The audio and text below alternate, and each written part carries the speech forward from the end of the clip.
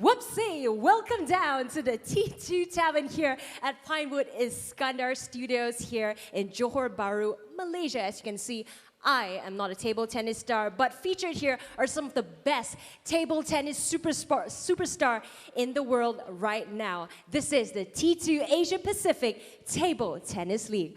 欢迎大家来到我们 T2 亚太乒乓球联赛。那么刚才呢，我们的 JJ 江良哥，他的扇子给他带来了很多运气，所以呢，他又赢了17-12。So Team JJ in the fixture before this, he won 17-12, beating Team Rossi. So what will happen here between Team Persson versus Team Rossi? Well, we are about to find out. Before that though, 3 concurrent championships are happening in this specific league, which is why we want to show you the men's leaderboard right now. The top 4 players will make it to the final, which will be happening in December. Leading right now is Vladimir Samsonov from Team JJ, and also Dmitry Ocharov from Germany for Team Rossi. After a good run, he is now in second spot, followed by Timo Boll, who will be featured later, and Alexander Shibaev. This is the bottom 6. These players need to play catch-up. Still have 2 more rounds after round 4, so anything can happen. It really is anyone's game. Moving on to the women's leaderboard as of right now, Xiyun Yao from China. She is leading, followed by Liu Fei, also her compatriot. Chen, i-ching, and Bernadette Szocs are the ones in the top 4. This is the bottom 6 for the women's leaderboard. So the top two teams as well will have a chance to feature in the final, which will be happening in December, for a chance of a pool of $1.6 million in the T2 APAC. So the competition is so tight.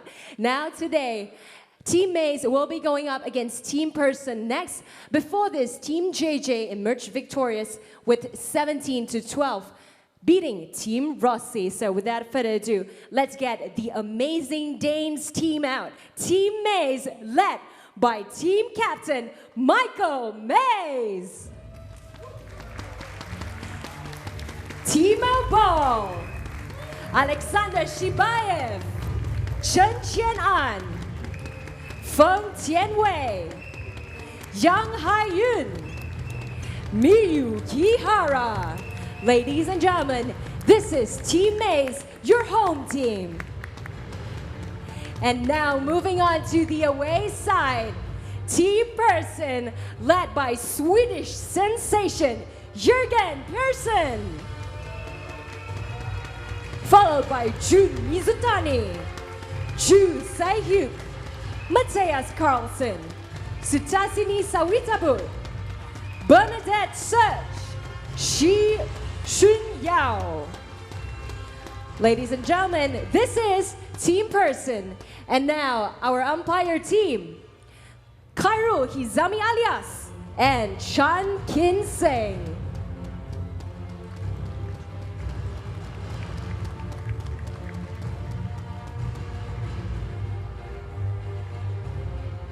So here at T2 APAC, we promise lots of drama ahead of this fixture. Let's get both team managers to join me right now. Can I have Michael and Jürgen to come on over here? Let's have a little chit-chat before everything starts getting really tense. Okay, firstly, let's get the away side of things first. Michael Maze, great to have you back. After a month, though, let's give us some really exciting updates. I know some exciting stuff has been happening with your teammates. Give us some updates on what they've been up to and what we can look forward for your team here in this fixture. Yeah, I mean, we have a fresh European champion, Timo Boll. I'm very excited for that. He's in good shape. So, no, overall, my team is ready, and we had a month and a half break, and it was good for us so we could practice good and prepare for this event, so we are ready. All right, we're really looking forward to Team May's performance today. Let's get Jürgen Persson's side of things first. Well, you also have a freshly crowned European team champion in your team, so I would say it's a very equal match. What are your hopes? How do you hope your player will do going up against Team Mays today? Yeah, of course, we're looking forward for it because they are leading and we want to catch them today. Yeah? And also my team looks very fresh. They had a good break, like May's team had a good practice. They look fresh and are ready for the game today. All right, Jürgen. So let's get the home side to choose a color for this coin toss. We will be starting with the women's battles first. So which color is going to be, Michael? Black. Black. Michael's going for black. Well, is it going to be black? Ooh, it is red. So Jürgen, your player to serve from which side? We will serve from our side where we are staying, yeah. All right, so they will be serving from the left side. Let's get Team Persson versus Team Maze rolling. Well, ladies and gentlemen, we've got another cracking match in store this afternoon. Earlier today, we've seen Team JJ defeat Team Roscoff by 17-12. So this afternoon's match between Team Maze and Team Persson should be another great and fascinating match for us to watch. Again, in the commentary box with me is Ashley Given, the 5 times Irish national women's champion. So she'll be giving us some great insight into what the players are trying to achieve and what they're trying to do here on the table tennis table this afternoon. Yeah, it's interesting to look back at the previous result between these two players. Yang Haiyun in the grey t-shirt coming out on top against Suthasini Swetabut, 4-0.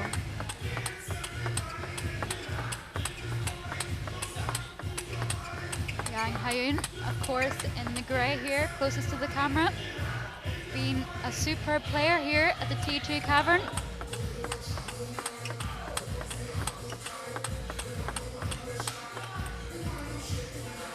And the young Thai athlete, Suthasini Swetabut, currently ranked at 54 in the world. She's obviously going to improve on that ranking though. She's very young.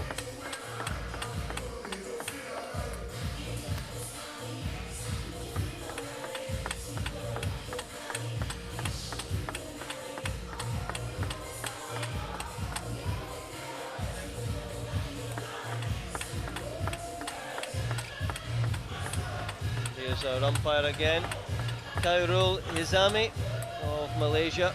He was sitting in for a couple of the matches early doors today, so he's warmed up as well, and so are we in the commentary box. So here we go. Suthasini again to serve first. Love 1. Be key for Suthasini to try to stay off the Yang Haiyun backhand. Seen this the previous match between these two.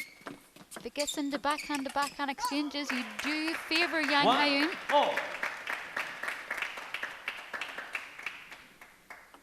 Yang Haiyun has managed to accumulate a lot of points so far for her team. She's had a few really big wins. It was only once against Ding Ning was she outclassed. And apart from that, she's looked rather strong.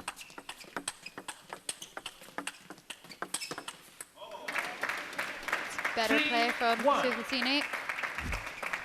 Staying agile on her feet, moving well.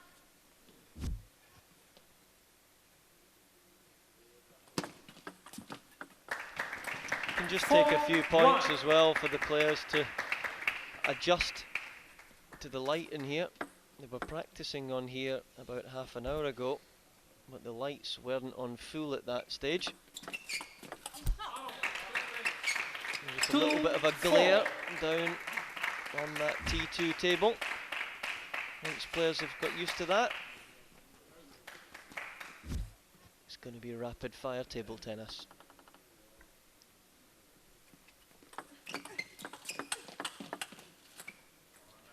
So for those of you just joining us for the first time, quite a unique format here in the Pinewood Studios of Johor, Malaysia. 24-minute matches. There's going to be 6 of them for you guys and girls this afternoon. And as well as the table tennis being rapid fire, the interval between points is pretty quick as well. you're getting a maximum of 15 seconds before you're ushered back to the table from the very knowledgeable referee. 6-3.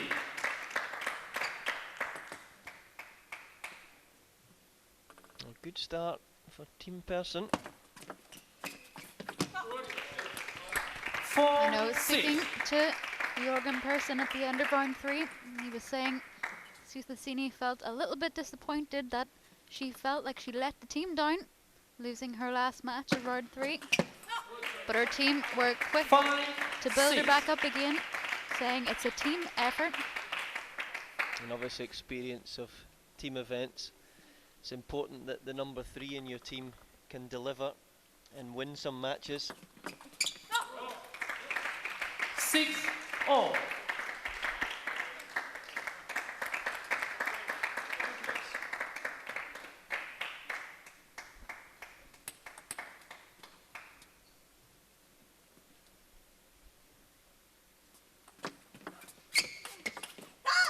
It's a lovely little link up between serve and action. A little tomahawk serve to start off the rally. Straight in with the forehand behind it. Nice little set play.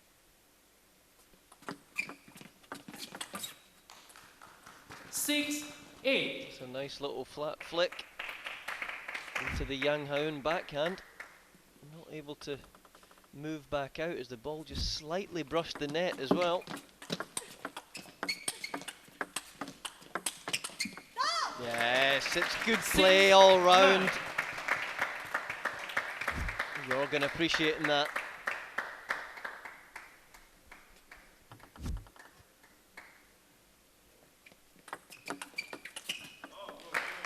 She's up for this match, and who can blame her? She had the greatest preparation out of most of the players here, practicing with Jorgen Persson himself.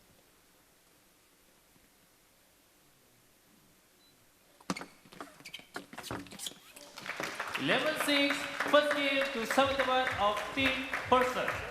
That's a rather quick start for Team Persson.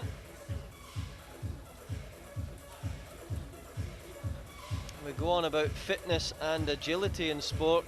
It's wonderful to see all of the coaches this week in the gym as well.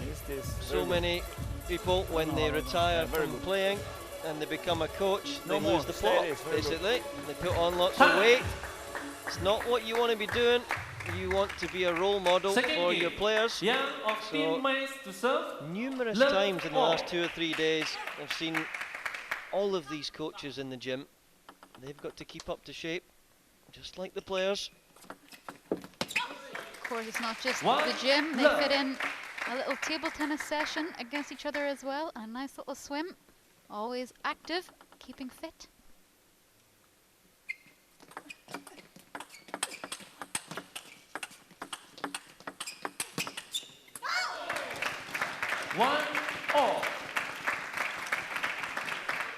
Not really any noticeable weaknesses from both players at the moment. Both moving well, changing the directions of play. 2-1.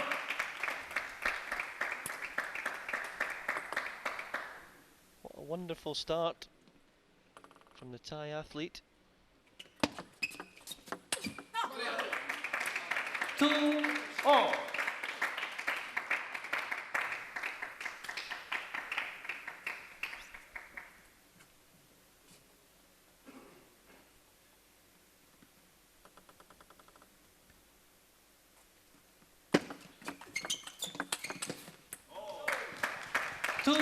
From your experience, Ashley, in playing some of the top females on the World Tour, what is the difference between these top 20 or 30 women in the world and the rest of the players?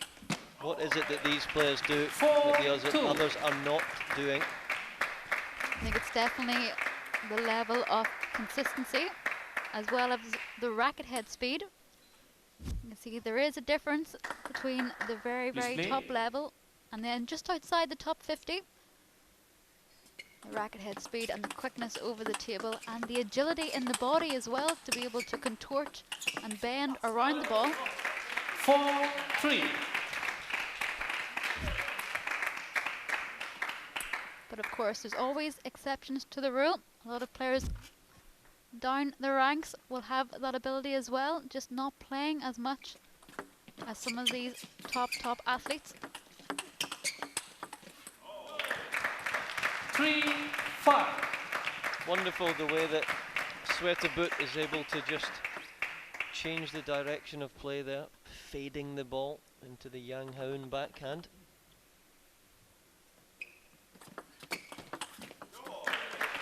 And looking for the half-long serve there as well.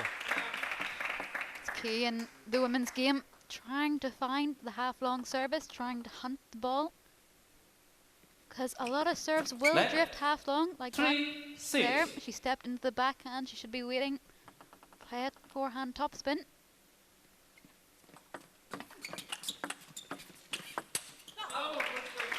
Yeah, a lot of players decide before the serve what they're going to do. You don't want to preempt too often. Okay, Dmitry Ovcharov sometimes does that. But he knows sometimes by the way that someone shapes up to serve, the actual direction that they're going to serve to. You don't want to just guess and run into the table and you find yourself having to deal with a long serve.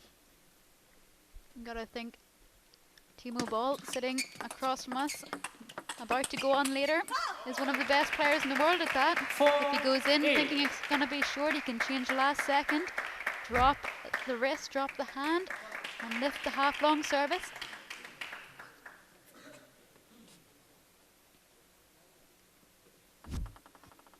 So 4 points in arrears now is Yang.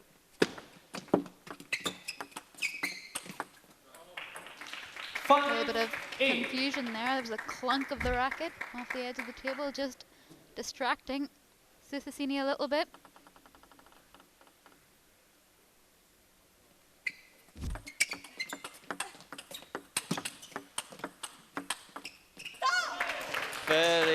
Very good table tennis there, Susasini.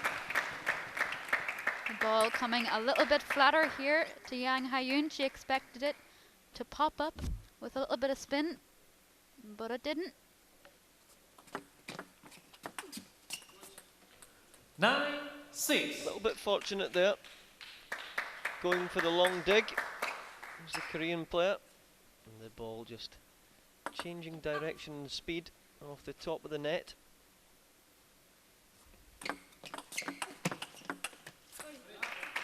Seven, 9.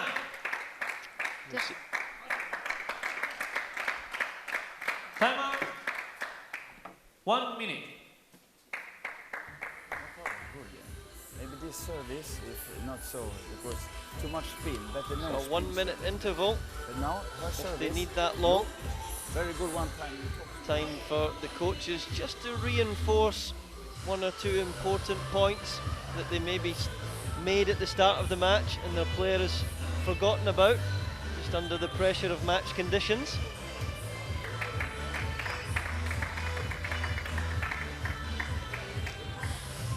I think for Jorgen Persson, it's more of keeping Susasini's confidence up, enough for her to keep being aggressive, keep attacking. The moment she stops, she is in trouble.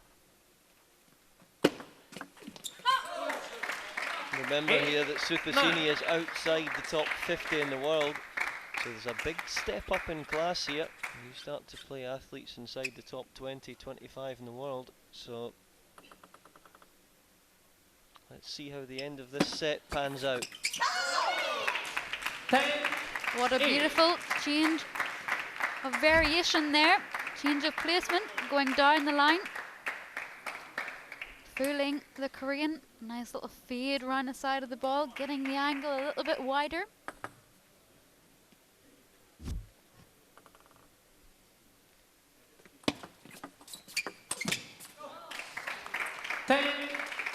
She finds that shot difficult when someone banana flicks because her wrist is not contorted enough that way to catch the front edge of the racket. Too many times her wrist is slightly backwards, so she's contacting the ball far too close to the handle. But I'm sure she's aware of that Second herself. game to Sabatawat of Team Persson. Match There we play, go. 1 minute. It's another strong set from Soothasini Sweatabut. Big surprise here in store, early doors. It's amazing how, if your team can get that early foothold in the match, how that helps to raise the team spirit across the whole camp.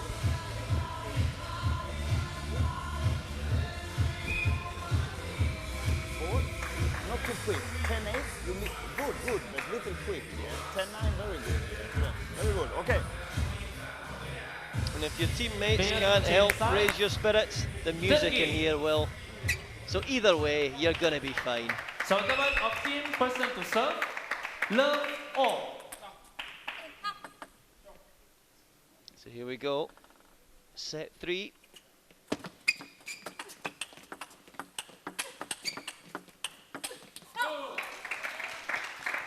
Love This is 1. where Yang, she found herself getting a little bit of rhythm. She starts to be a little bit more active, plays with a little bit more purchase on the ball. 1 all. That was a little bit Haramoto-like, the way she was able to club down on the back of the ball there. Flat hit.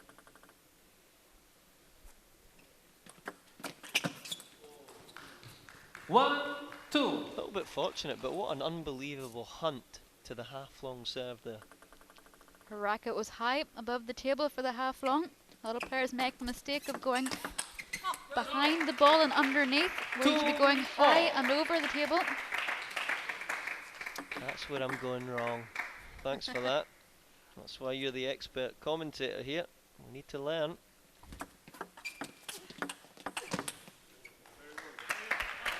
Three, two.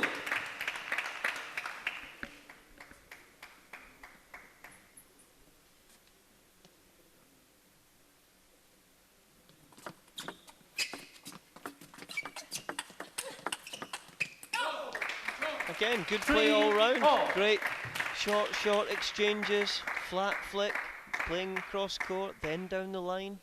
Very good table tennis from both players here in this first match of this afternoon's session.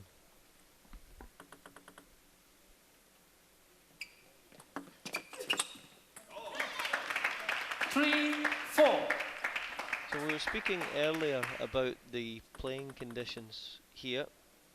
What is the difference between the conditions here and on the World Tour circuit? You can see that the hall's a lot more intimate, a lot smaller, and the ball traveling that little bit faster than in the World Tour circuit. And of course we've got the 3000 lux off the lights above us. And finally, the change of ball. Our very own T2 ball from D.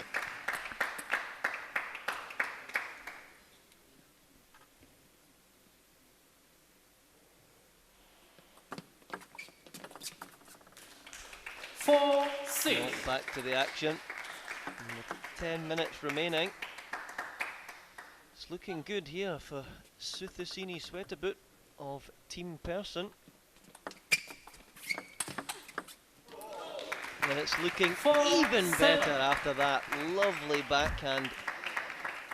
Digging long, glancing it down the line. Timeout then from the Team Mays camp. Continue your game, your game, your game. She played very good now. Important that you keep things positive. A little shake of the head there from Yang. She needs to refocus now.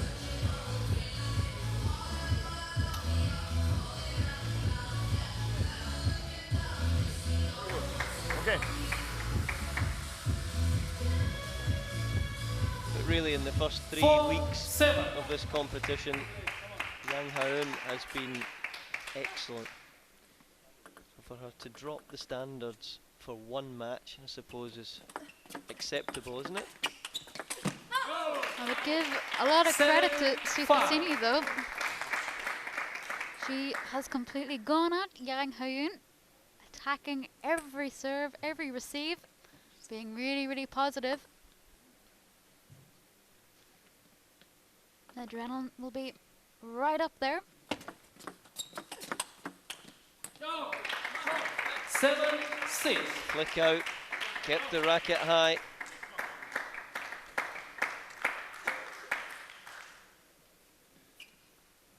Big serve coming up now.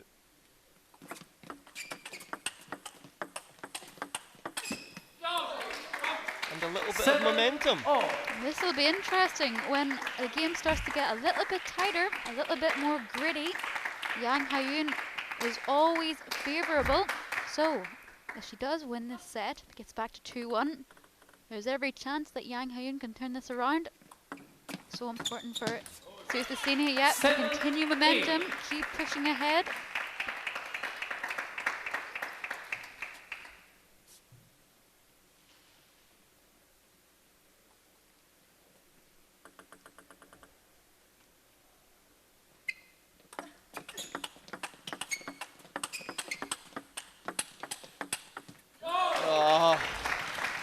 Wonderful. Again, both players playing some really top stuff. Zero hesitation there in that forehand.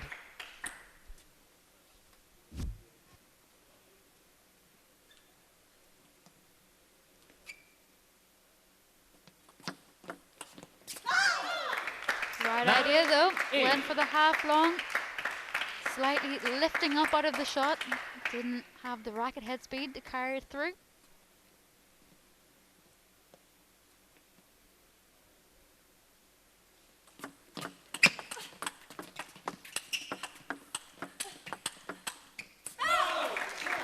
She's done really well there because that was the same service that she had made a mistake on in the previous point.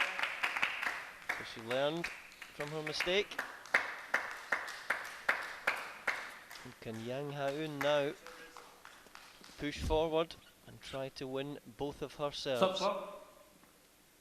Yang, first warning, time delay. Quicken up, Yang, basically is what the umpire was saying there.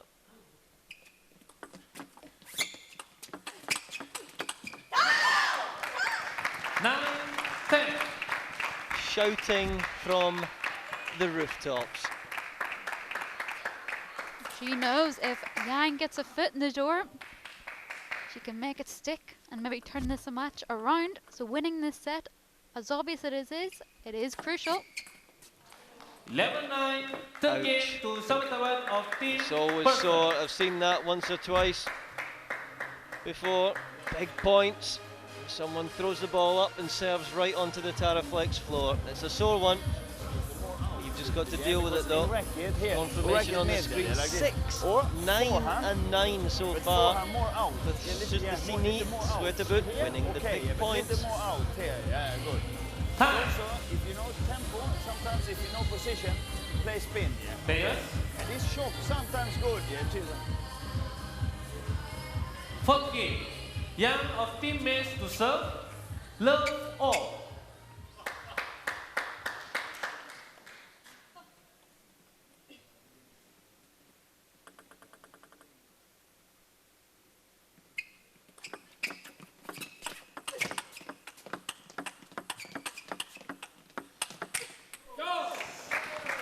One love. It's better from Yang.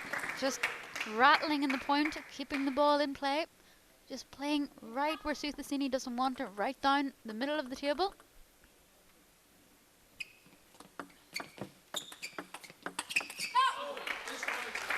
Love 2. Change of placement there. A few inches away from the racket.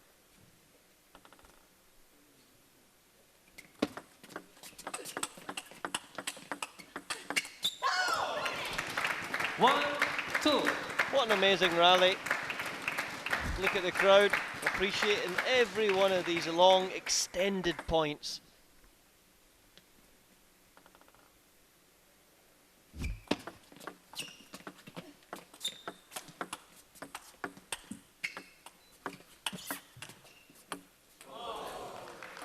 Two. A net, then another net, and then an edge. And that's table tennis. Samsonov must have forgotten to take his net with him as he left the cavern. I'm going to phone him up right now.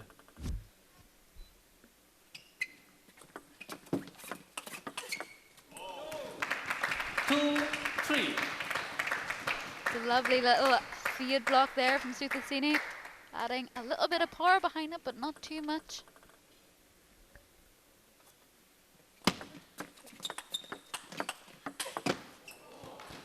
Four, two.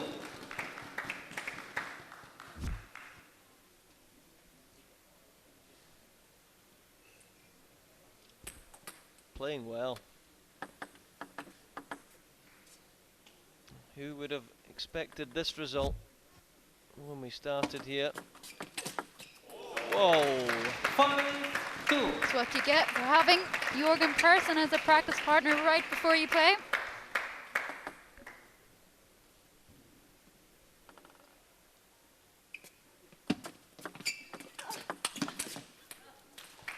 Three, 5.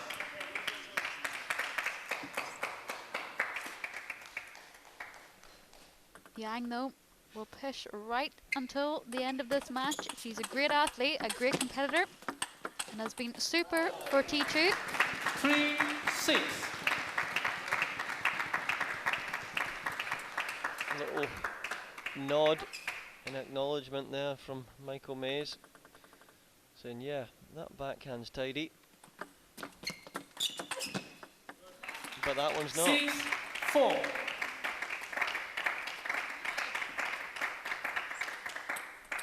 So, less than 2 minutes 40 now. Time remaining in this 24-minute match.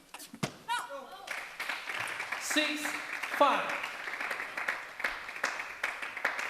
Every point is crucial. Even if individually you're going to lose the match, you need to try and get on the scoreboard for your team.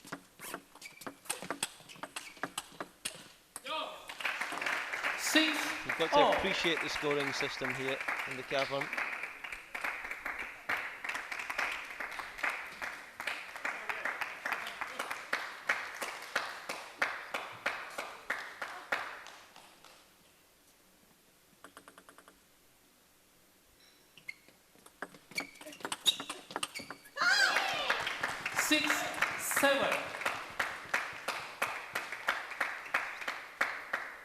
It's unlikely, with the speed of the players currently, that we'll get to a kill zone as the clock is ticking down rapidly.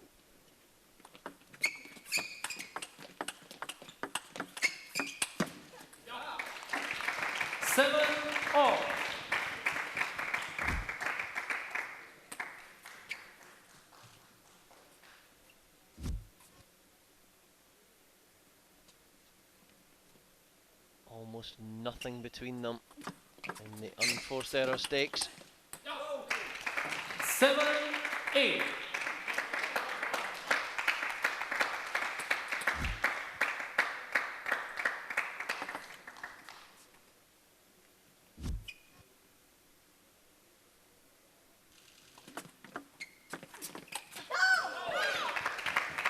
Wonderful. It's really tough to get that angle with your backhand flick, isn't it?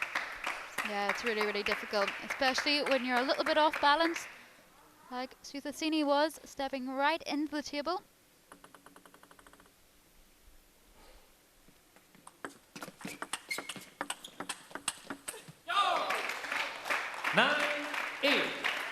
Incredible when you look up at the scoreline and Yang is actually winning this set.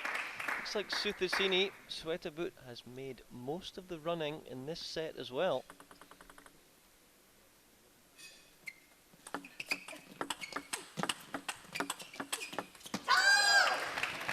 A massive roar, and this means the buzzer's going to go off. So we have one final point. As you hear with clarity from our umpire, sudden death, ladies and gents. 4-0 or 3-1. What's it going to be?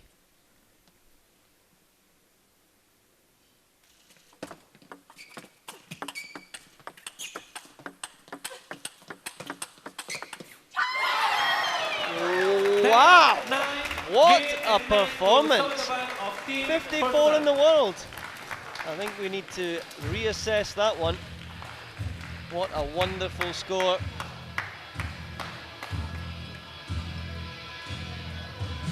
What a performance from Szocs. Forgetting previous results, putting the pass behind her from round 3, and she has given Team Persson the start that they could dream of, 4-0. I don't know if the win's going to be the biggest thing, or if the $1,000 bonus is just going to be a bonus to Szocs. This win against this level of player is going to make her day or year. $1,000, you take that back to Thailand, that is a lot of dosh. So let's sit back and watch some of the match highlights. A few cracking points.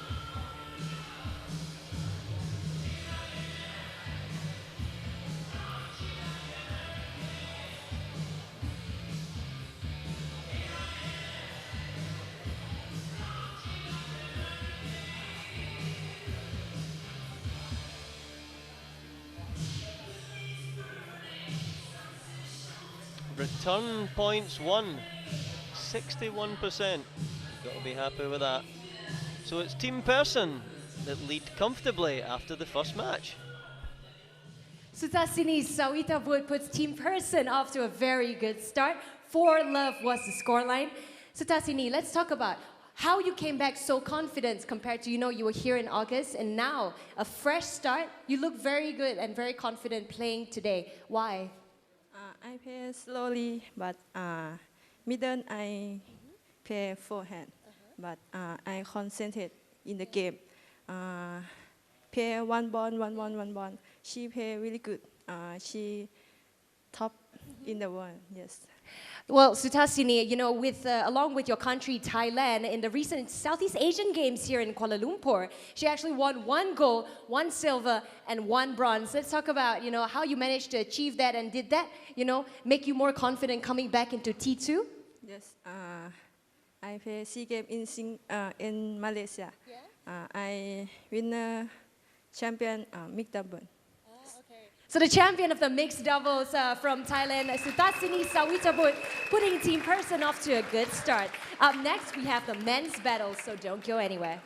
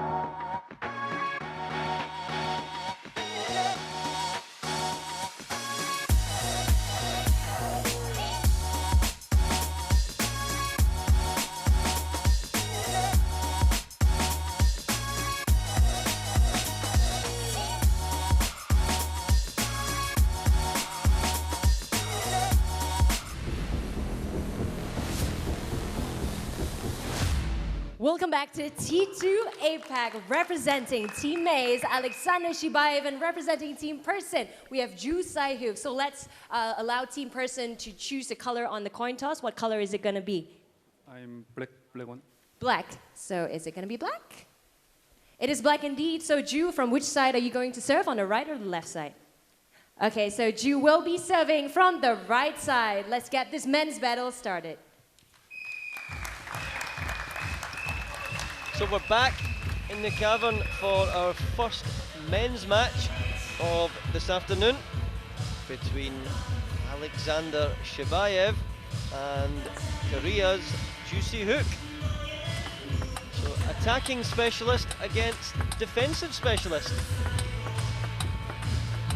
Back in round 3, these two players did compete against each other, and what a physical match it was.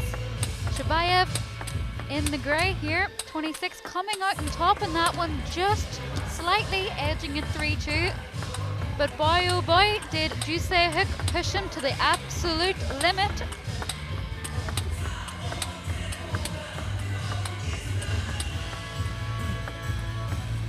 And Juicy Hook, obviously 17 in the world at present. It's been as high as 5 when he was playing really well in the World Championships in Paris in 2003 when he reached the final of the men's singles. Time.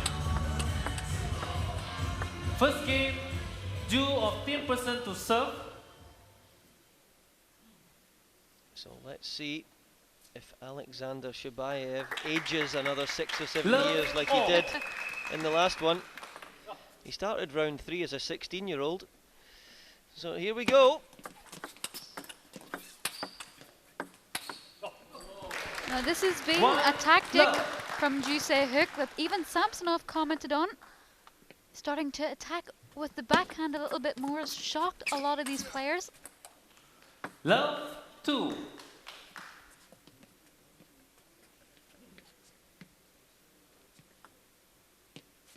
Left. Shibayev, your ball is inside the table. Ah, we don't often see players one for that one, throwing the ball up in front of the white line. That obviously gains an advantage. Your opponent has less time to see the ball. 1, 2.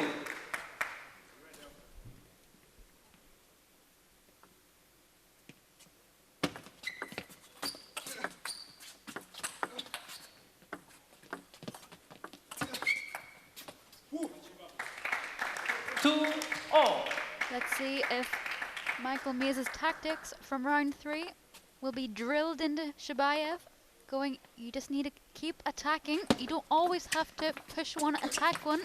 If you keep attacking, you'll get a chance of maybe to put one away. 3, 2.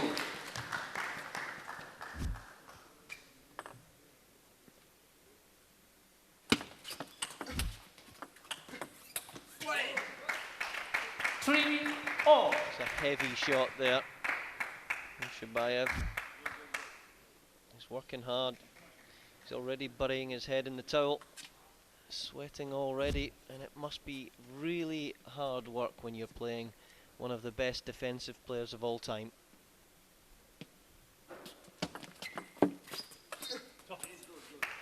Three, 4.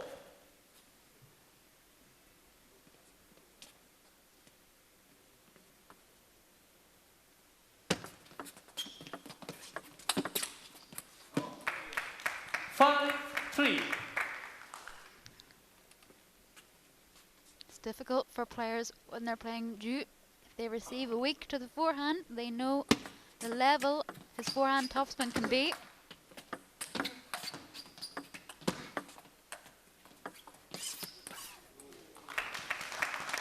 The way the ball just races off the racket there, as you see him coming into touch, it just shoots off the racket, showing the quantity of backspin that was on that.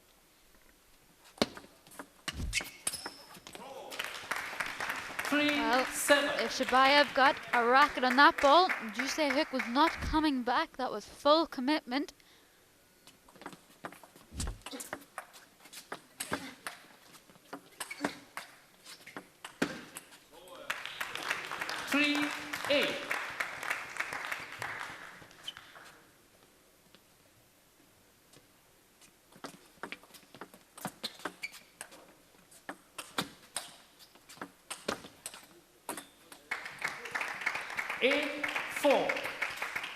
bit more successful when he goes to the juicy hook forehand, you think?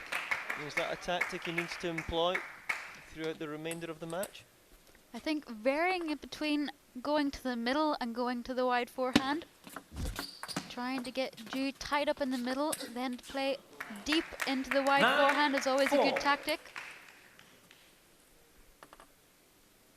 Shabayev can bend the ball as well, taking out a little bit further. 4-10.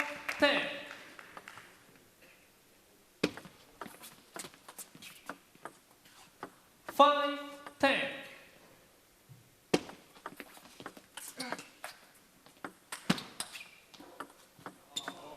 Level 5, first game to Ju of Team Persson. Well, another wonderful defensive display in the first set from Juicy Hook. You see how heavy some of those chops are there. Wow. Yeah. And if you have very good receive also, you get it more quick, you see? This is very good. Yeah. So just look the ball, yeah. If you can attack, and backhand is perfect also, yeah. Okay, very good. Second game, Shabayev of Team Mays to Szocs. Love all. Nice view there of our VIP section. All enjoying one love. Very beautiful view of this playing arena. It's nice for these guys and girls to get to mix with the top players. At some other tournaments they would be unable to do this, but here at T2 we removed the barrier between fan and player. Michael Mays earlier was treated to a hand drawing of himself by one of the fans.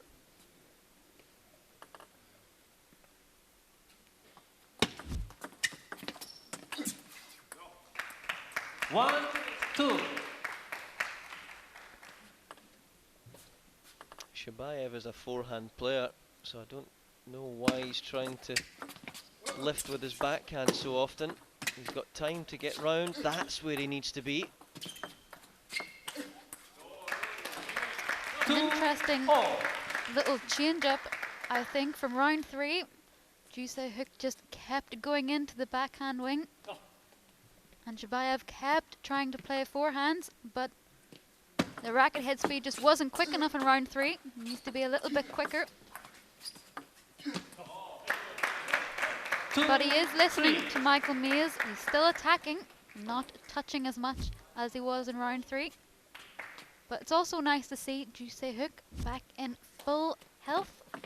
No taping and back to full health. He had injury and illness in round 3, which was just really unfortunate.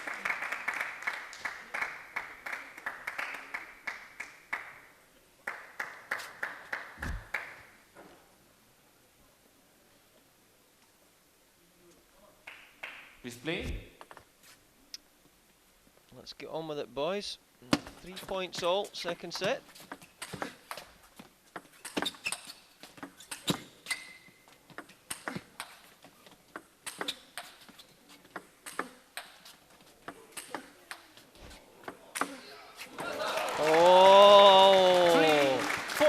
Every single chop was laced in half. Shabayev having to work so hard there. Look at that, launching into every single shot, and they keep coming back.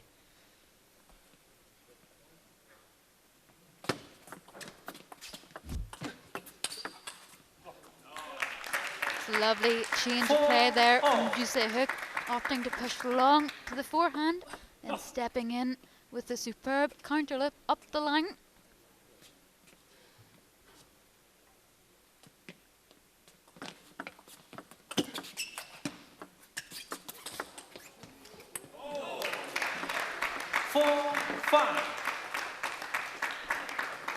That was one of those points with the look of panic on Juicy Hook going, oh no, that missed. Time and time again, we've seen those land. If not, you chop, yeah. He's very tight, he plays slow also, so no problem. Very relaxed and after service, in the Team Persson corner. In contrast though, Mays is really firing up his player. He's saying to Alexander Shabayev, right, it's your turn now. You need to accelerate into every ball. You're my man. You need to die out there on the court. We need these points. We're far enough behind now. 4-5. So here we go. We might see a very different Alexander now as he strides back in.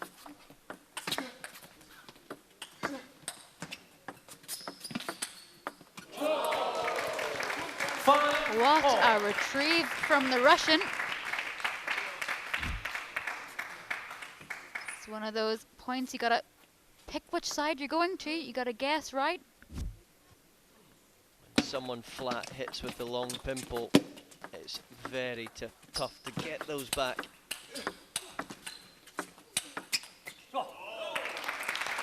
It's difficult though against Jusei Hook. You can say, oh well, defensive playing isn't working, I better start attacking.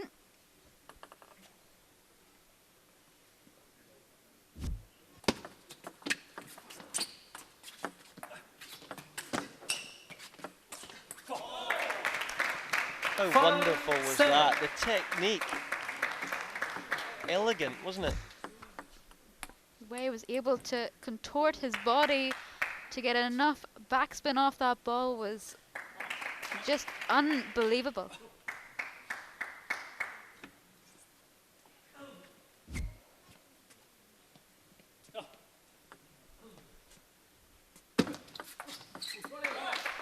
Six, 5, 6, 7. Not often the referees get it wrong in here. He's excited as well. Fast play. It's just unbelievable. The racket head speed is 10 times than it was in round 3 for Shabayev. You could hear the pain through every shot he played, grunting through the forehands in round 3. Now it just seems like a breeze.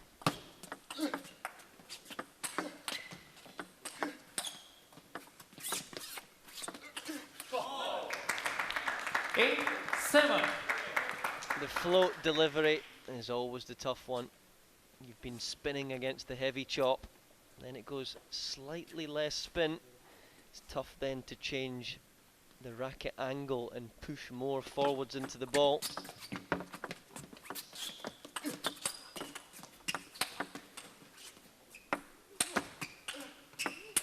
Oh, interesting and clinical shot selection there. What an eye he had there. He seen Shabayev move around the corners the last second. Change going down to the middle. Kill shot, 7-6. That must mean smash. Wow, I like that stat.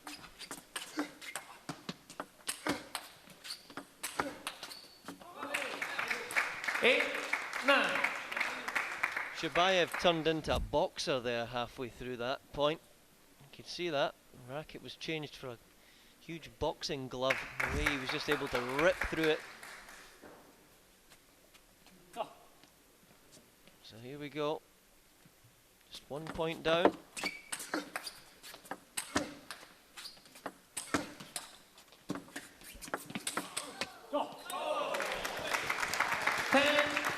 Chopper float. We now know the answer to that one.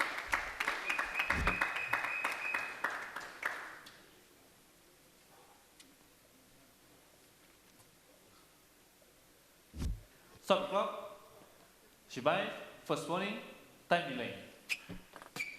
10-8. Well, with just over 12 minutes to go, Shabayev's not shy of getting yellow cards. So we might see one. First warning already in.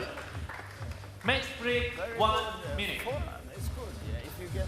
World-class play from the South Korean. Even his shot selection there on serve. Always able to just change it at key opportunities and key moments of the match.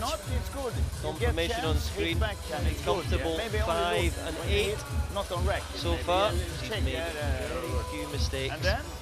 Your service is good, only receiving, you see if you do so. Yeah, but okay, he played good. Of course, he's a good player. You cannot only make one topspin and then he miss. You must follow. Service. Yeah, you make backhand service or whatever.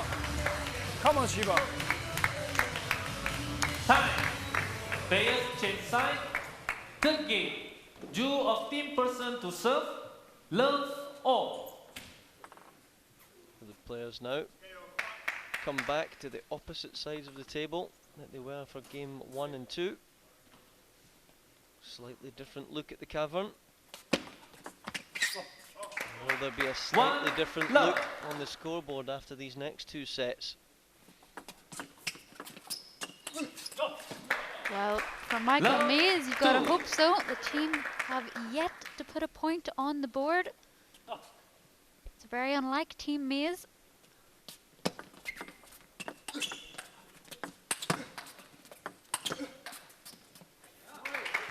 One, two. To accelerate and hit on the diagonal is tough enough, but to accelerate and get the ball down the line like he's doing there, hats off to Xiaoyuan. 3-1. But he plays as well as this. He's 2 sets to love and 3-1 down. Lovely half-long receive there from Xiaoyuan. Racket over the table. Just looking over at the bench there. Timo's got a little fit of the giggles at the moment. I don't know what's going on over there, but always played in good humour.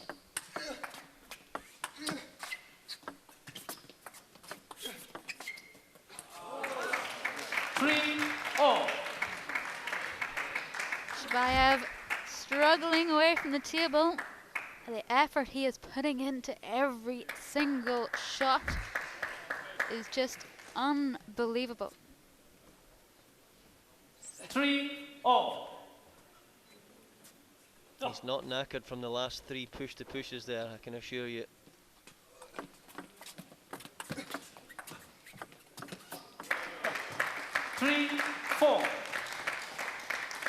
There's not much you can do there. Xiaoyuan went with an open blade and it just sunk down to the bottom of the net.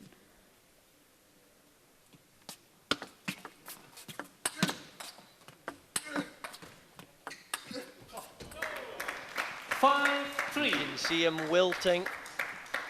The physicality you need to beat someone like Juicy Hook. Well, there's only a few have done it in their careers. 6-3. Thin edge there for Juicy Hook, strengthening his lead 6-3.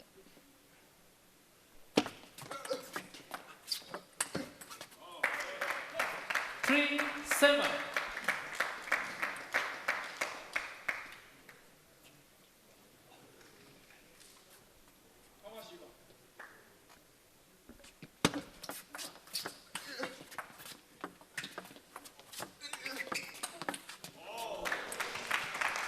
Come on. He's slightly more delighted than he looks at the moment after a shot like that.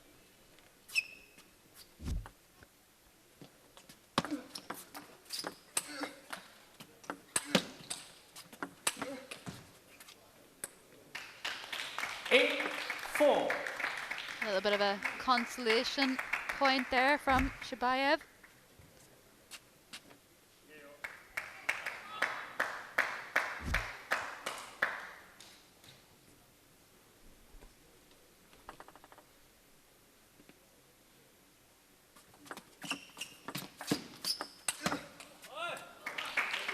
It's a lovely flat flick there from Xiaoyuan to set up the rally.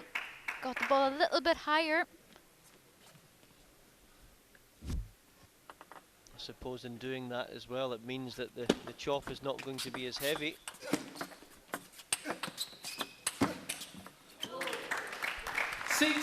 And the Russian athlete is marching back into the set. Time up, 1 minute.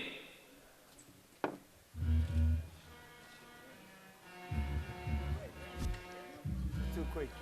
And if you have chance, maybe backhand top spin also, you know this, you can use this. Another 1 minute timeout for us. Don't be afraid, yeah? This is good, you are 100% sure of that, yeah?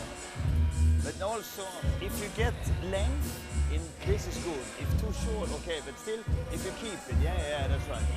And he's tired, yeah, so just receive important, yeah, but if long service... See in the back of the picture there, look. Maybe if he Shabayev having a wee seat. It's coming out. And why not? So just always focus, yeah, not Tough stupid out there on the ball, Taraflex floor when you're trying to lift this heavier chop. Gotta remember that Shabayev, clearly over 6 foot, has to get much lower than some other players. There's a lot of tension going down through his legs into the floor.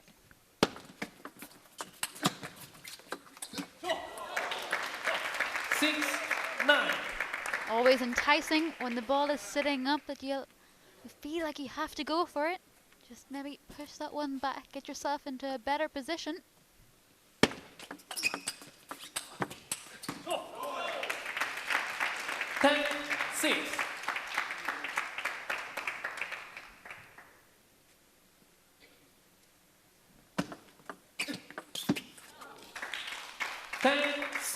Good stuff there. Looking for the drifting serve. A lot of players automatically don't do that though when they're playing against the chop, but you've still got to be as clinical as you are against another attacking player. So there we go. Another very convincing scoreline from South Korea's Juicy Hook. Because then he's not sure, yeah.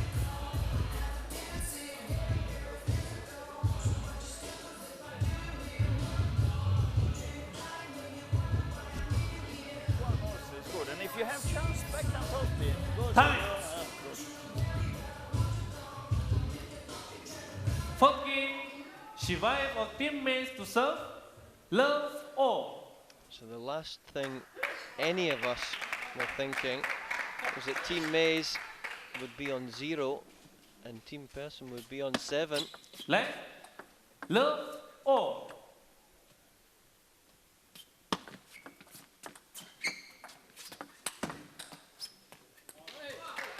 One, love. Been a punishing display from Team Persson so far. Of course, they were one player down in round 3 for the majority of it.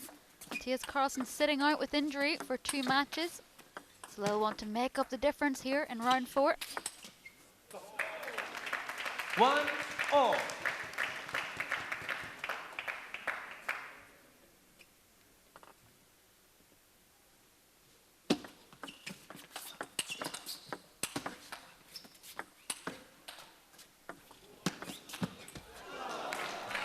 Wonderful athleticism again from both players. Look how far he was away from that. Wonderful chop.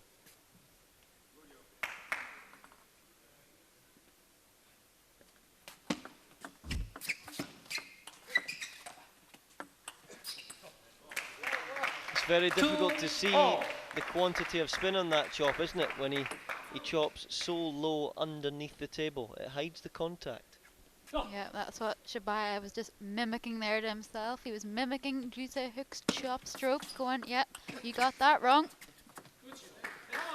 3, 2.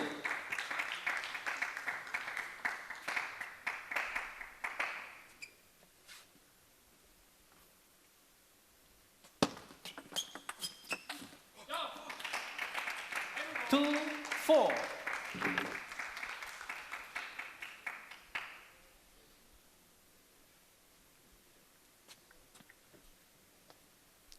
I think this is the first lead Shabayev has had in this entire match. 2, 4. Let's see if he can make it stick.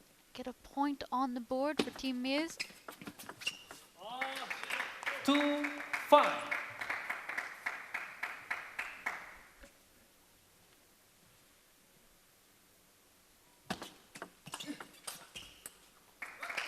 Six, 2.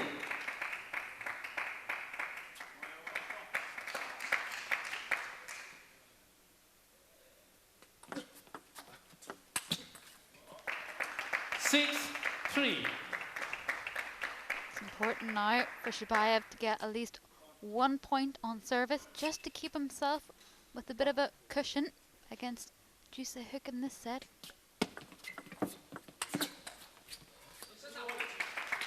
3-7.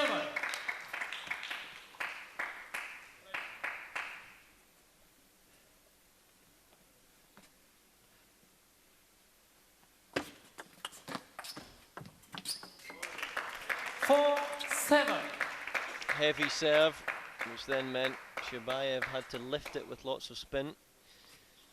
That then meant that Ju could use his pimple.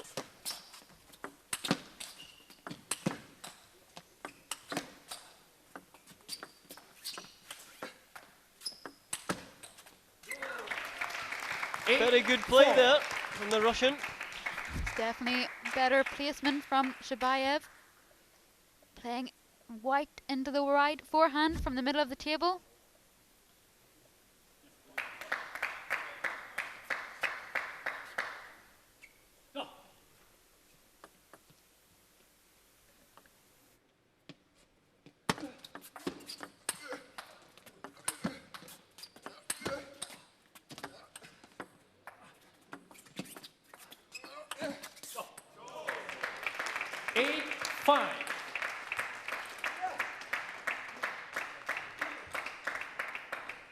The grimace there from Xiaoyuan. He's working so hard to try and lift every one of these shots. A little change of service this time.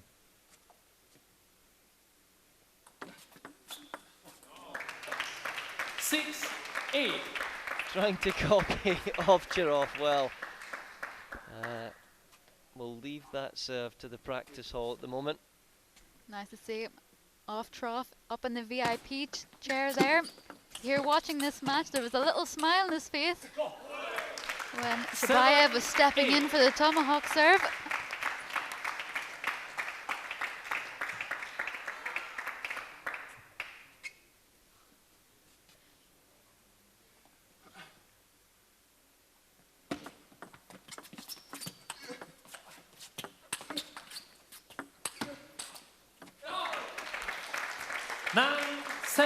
Less than 90 seconds left in this one.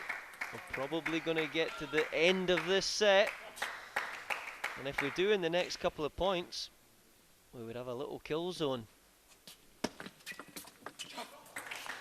10-7.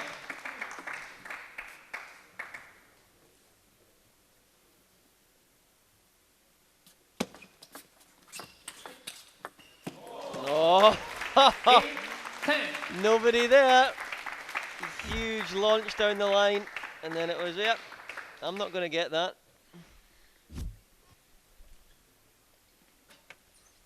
Eight, 10.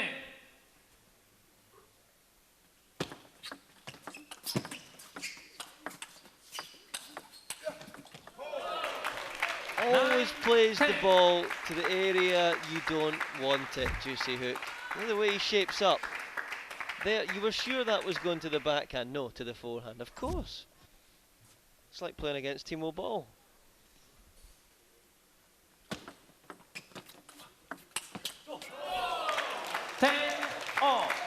No use.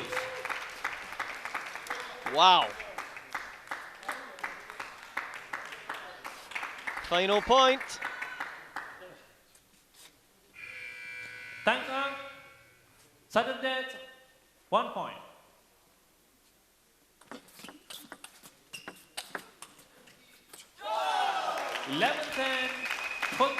And down crashes the juice bottle of Michael Mays. He's disgusted with that serve. And so are we, to be honest. You've got to expect a little bit more from Xiaoyuan at sudden death. Serve drifting half long right into the middle of the table. What was he thinking? Unless he was thinking that Juicy Hook was going to dive in early. But, yeah, not to be. So there we go. 5, 8, 7, and deuce to Juicy Hook. See some of these tough match highlights. It's going to be tough viewing anyway from a Team Mays perspective. Team Mays yet to get on the board after 2 matches, and 2 of their players that have banked a lot of points over the last 3 rounds. Michael Mies will not be a happy camper after that match.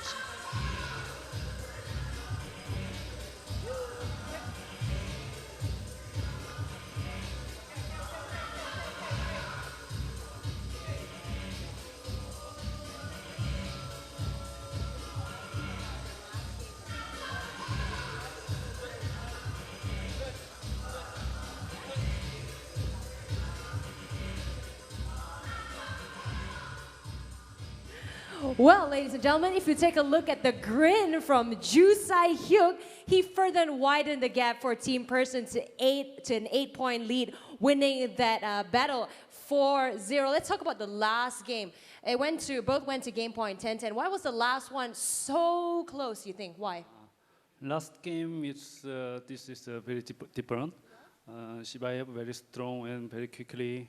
I'm also no good condition and the body and very pull down.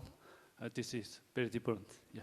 You play mostly the defensive style of play. You know, Sai-hyuk has been credited to revolutionize the defensive style of play. Tell us, in the first 3 games, why did Alexander struggle to win points against you? How come? Okay, last match a little different change my style. And start I only chop start and when chance after I'm attack and many chop and Shibaev very tired, I think. Ju Sai-hyuk, the winner of that battle, further widening the gap for Team Persson. He is also the silver medalist for the London Olympics for South Korea. Next is the women's battle, so don't go anywhere.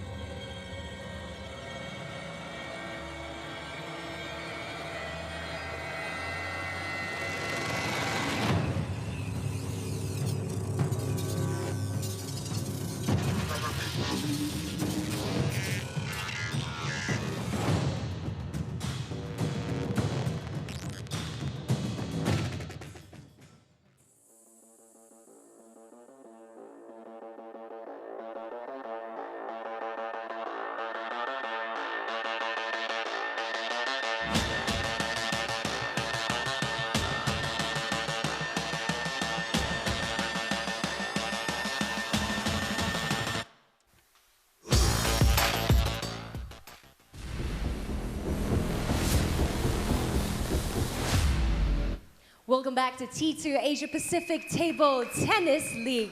Representing Team Maze, we have newcomer Miyuki Hara from Japan, and representing Team Persson, we have newly crowned European Team Champion Bernadette Szocs. So the battle is on. Let's allow Bernadette to choose a color on the coin. What color would you like? Would you like red or would you like red? Red it is. Bernadette's choice. Is it going to be red? Well, let's find out. Red indeed. Which side would you like to serve? All right, so Bernadette will be serving from the left side.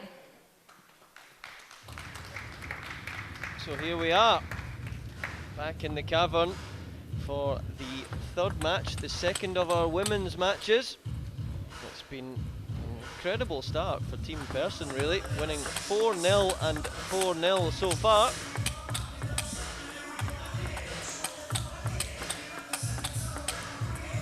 A lot of pressure for newcomer Miyuki Hara from Japan. Only 13 years old. She's got a lot of pressure to try to bridge the gap from Team Mia to Team Persson. But I'm sure she can handle it. How incredible Japan are at the moment, in search of the Olympics in 2020. But here on this side of the screen, Bernadette Szocs, 55 in the world. Highest was just inside the top 50. Pressure on her to keep the momentum up here.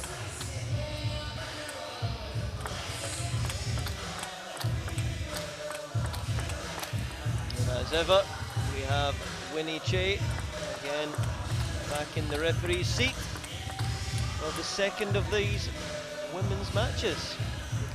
Time. First game. Search from Team Persson to serve.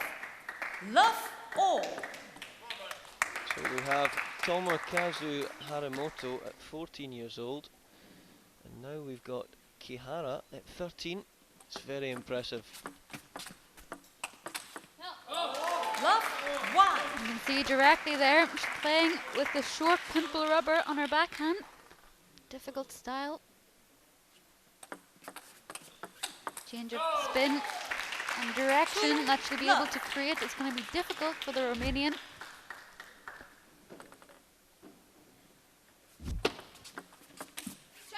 Two, one.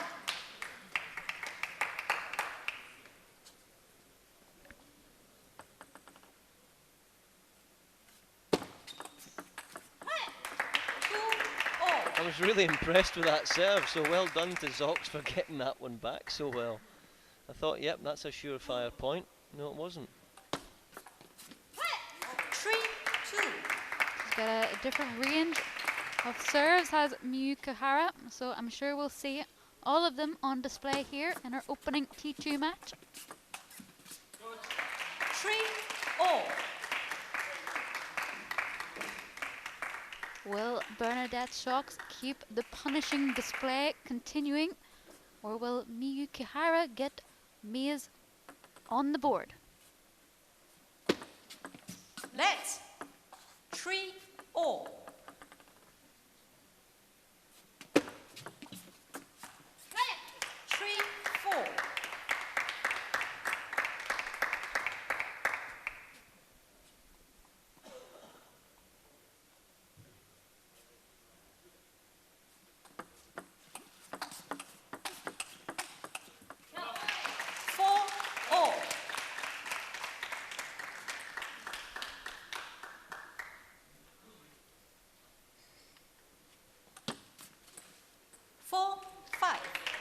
We've all been there before.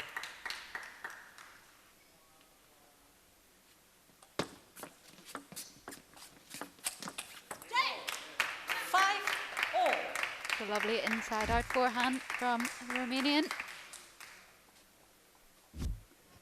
Miyuki Hara just a little bit off a steady on her feet at the minute. 5-6.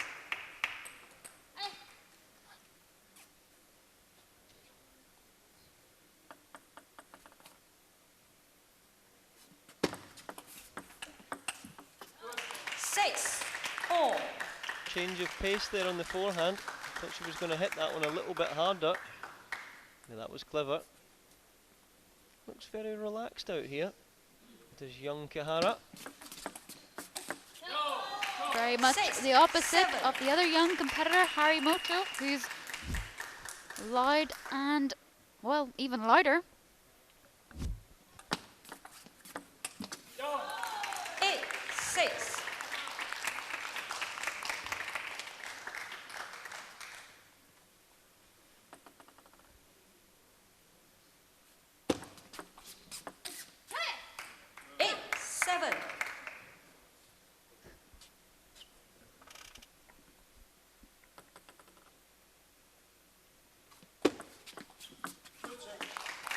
Nice little change of direction there on the service.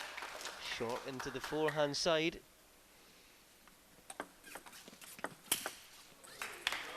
It's interesting though, looking at the scoreboard, I feel anyway that Szocs has made a little bit more aggressive play, but is trailing 9 points to 8.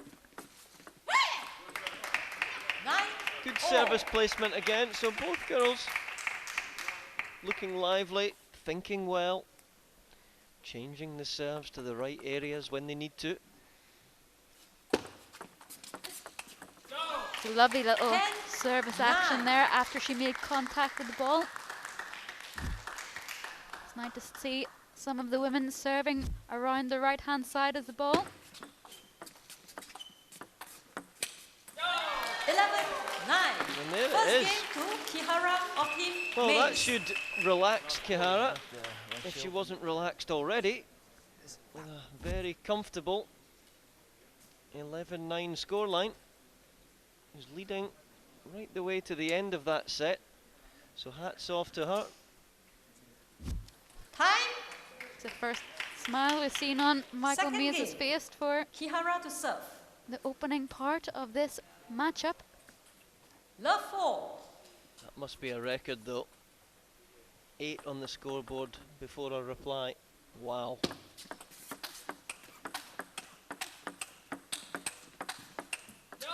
One love. Bernadette Szocs, as competitive as she is, would not have liked to have break the streak of the team. 1-all.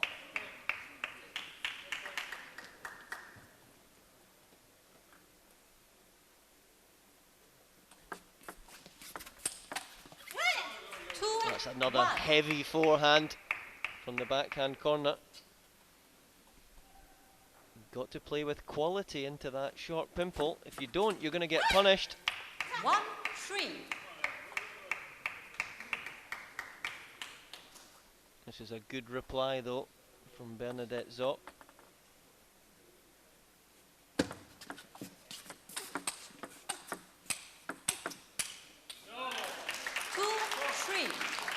Kihara doesn't panic. A lot of players would have rushed those forehands, just waiting for the ball to get into the hitting zone. And then a nice little squelchy, rolly block across the ball. Nice for her to change the game up a little bit like that. 3-4.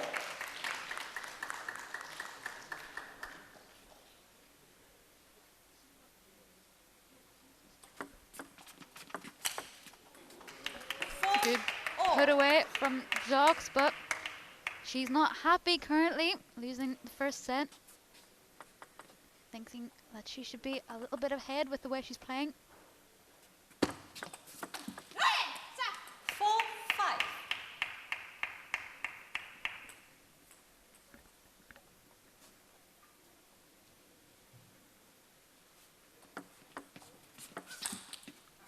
Six, 4. That's the first ball that she's missed when it was popped up. Both girls misreading the serves a little bit when they're placed short to the forehand. 6-5. Interesting to note these two haven't played before, as Miyuki Hara is a newcomer, although Bernadette Szocs did play Hina Hayata, who Miyuki Hara is replacing. Hina won that match 3-2.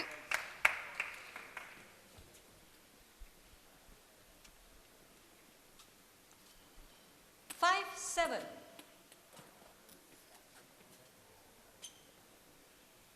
So a big service sequence coming up now. 6, That was a 7. wonderful little wiggle of the racket after she made Time out. contact with the ball. That 1 adds minute. deception, and straight away Jorgen Persson leaps from his seat. You would think he was still 21 years old, the way he's reacted there.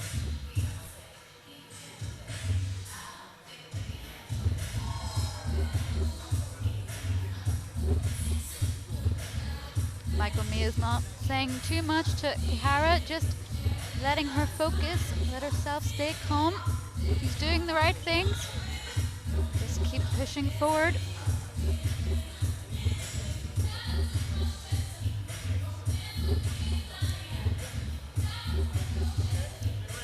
Six, 7.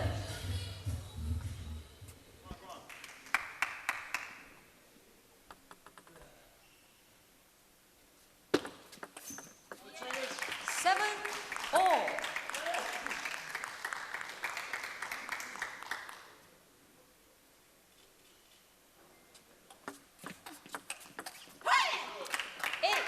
You're always exposed when you move over as far as that to play the backhand receive, aren't you?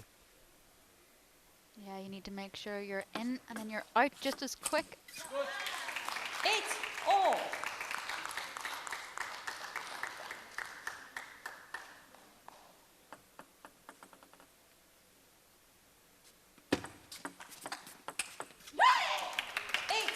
Good timing there on the forehand.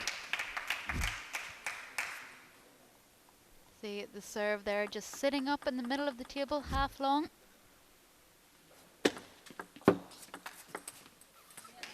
Nine-all. Nice to see. Serving round the right-hand side of the ball in the women's game, but also in the next generation of players, it's still alive.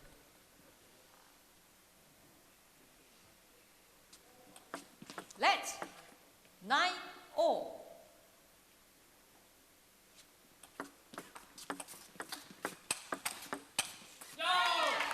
9-10.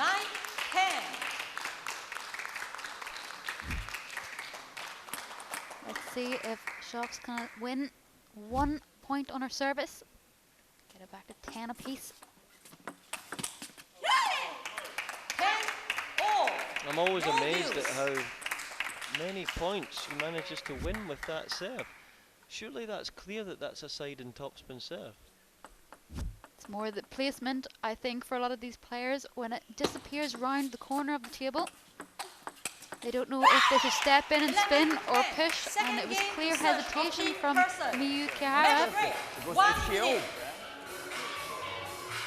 I would like to see the stats on how many times Bernadette Szocs has won 11-10, because from what I recall, she's won quite a few.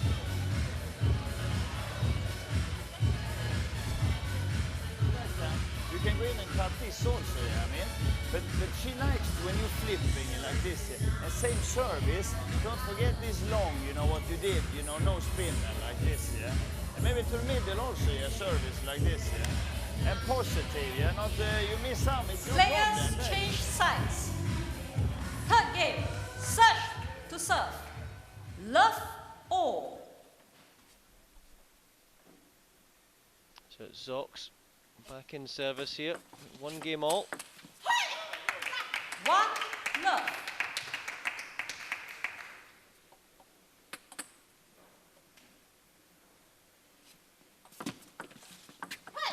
Love 2. Good little serve there. Again, making contact with the ball, and then the extra wiggle after it just adds the deception.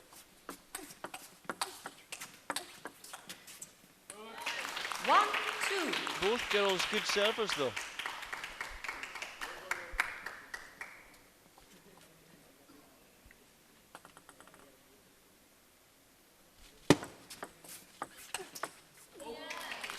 Lovely little forehand topspin there from Miyuki Hara. Curving round the right-hand side of the ball, using the spin to create more of an angle.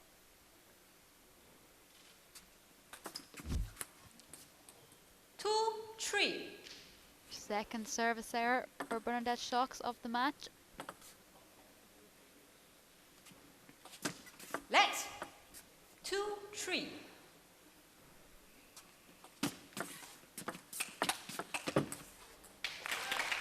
4-2.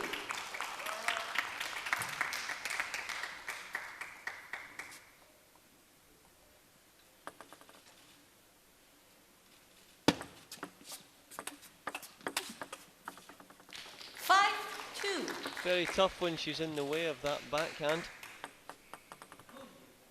Very tough against the short pimple. 2-6. We thought from the commentary position there that it was side and top, so we were bamboozled as well.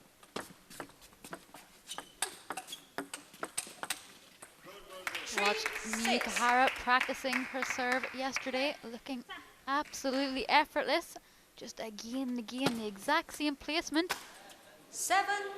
It's a third fault for Bernadette Szocs. It's unlike her to make that many service errors in one match.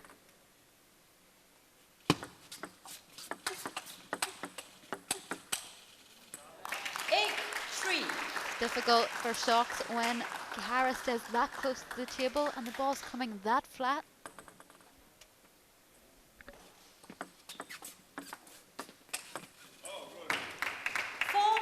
You have to be amazed though at how many of these Japanese girls are, you know, are so strong at this age. You wouldn't think it was possible 11, 12, 13 years old for these girls to be beating players as high as 50 in the world, but it is happening. Gotta remember there's nearly 10 years of difference between these two players. Bernadette Szocs, probably used to being the younger player on the table, is now the oldest. 10-5.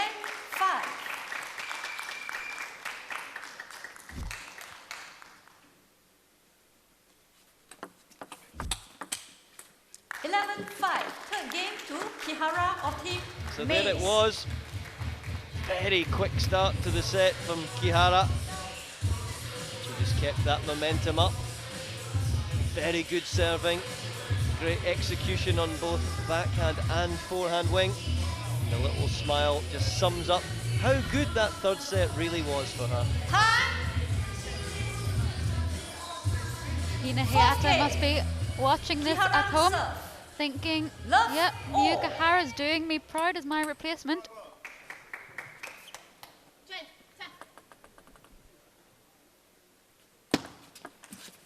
One love.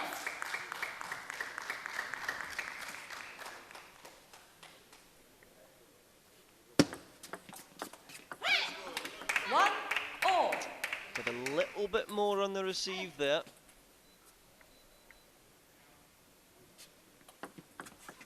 One, two. Fault number 4. Love to see the stats on missed serves. Wow.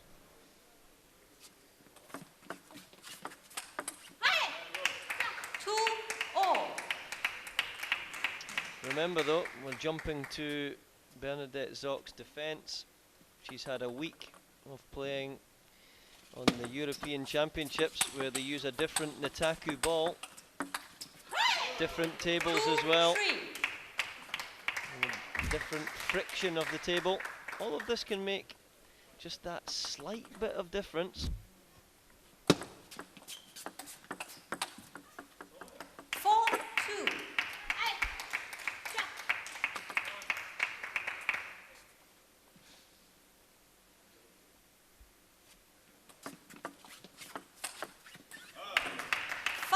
She's been trying to execute that shot for a while now. And that's it come off nicely.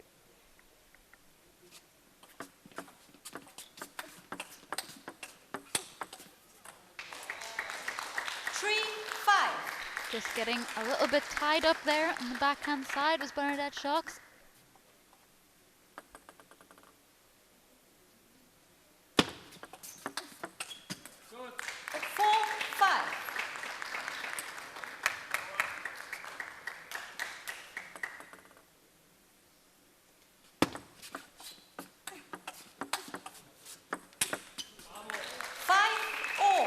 Again, the shot selection is brilliant and didn't pounce too early on that smash. Waited and then crunch. 6-5.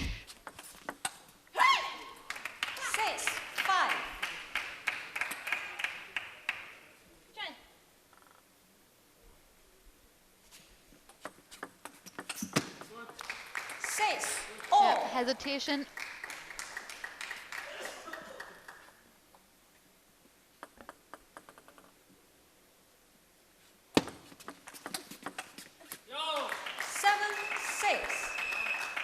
Szocs just starting to rush slightly, getting a little bit too annoyed at herself maybe. Just needs to relax, play the game that she knows she can play. 6-8.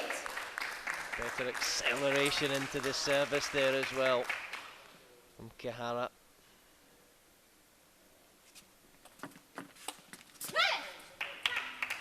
That's one of the shots that she has struggled with though. She doesn't stay down with good posture on that shot. She jumps up too early.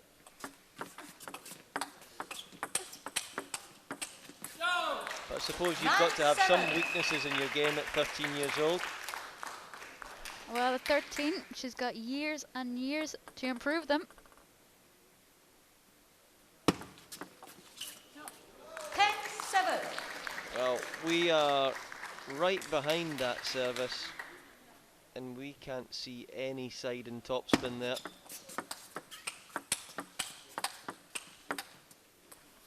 To have that much deception at 13 years old is completely astounding.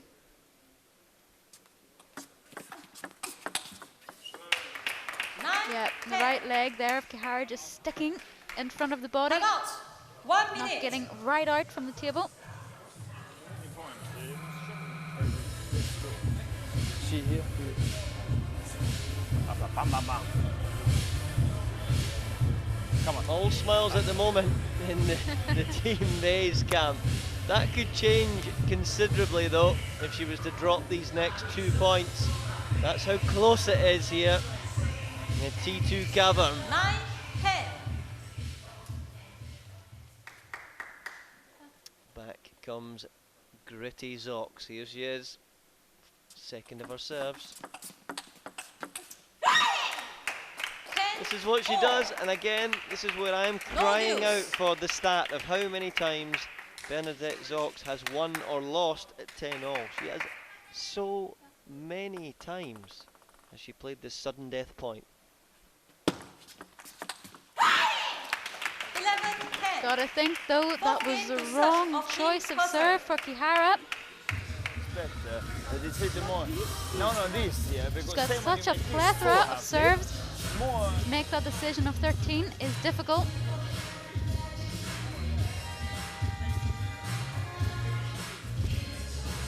Also, you cannot. Yeah, but also not. You make also a lot of spin. You can make also this long one, you know, yeah.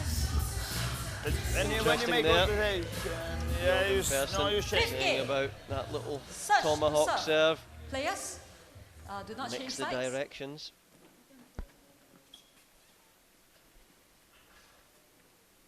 Love all.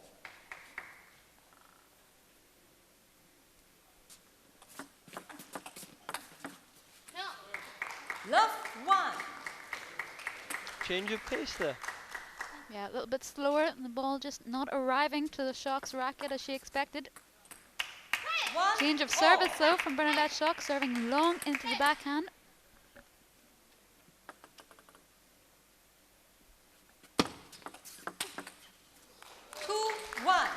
That was severely put away by the Japanese player. Crisp and decisive.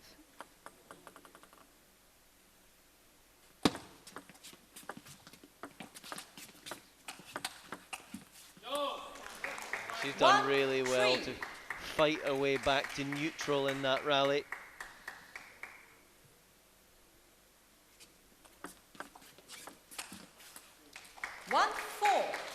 Szocs rushes that shot. She tries to play that for a winner. She's not in a position to hit that as a winner.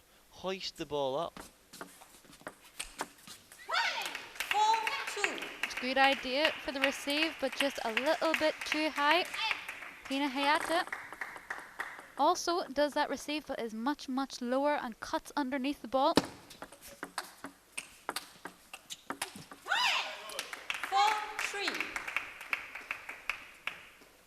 So this could be the final set in this match.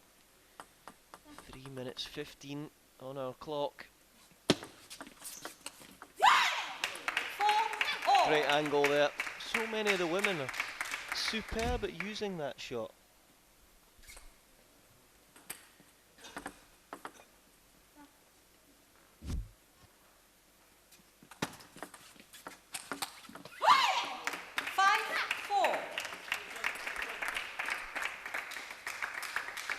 Szocs just developing a 1-point cushion now. 5-all.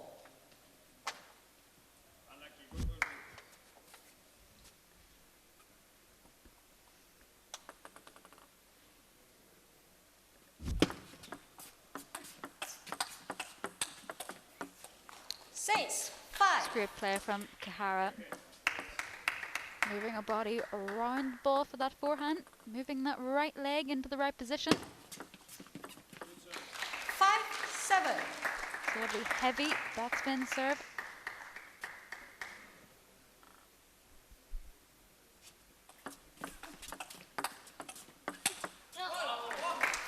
As smooth as you like.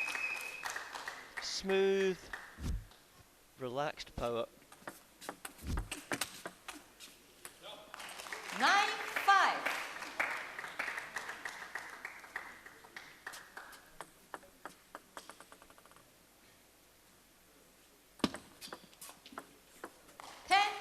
Nice little change of serve because 95% of her serves have been cutting around the right hand side of the ball. And there she goes. 5. Fifth game to Kihara of Team Mace. Up next, Q zone game. So it's a kill zone game, ladies and gents. I think this game is fitting of that. Kihara playing so well there to race away with that fifth set. Well, so far, Miyuki Hara is doing no better and no worse than Hina Hayata did against Bernadette Szocs. She's done herself proud in her opening T2 match so far. All. First to 5 points. Love all.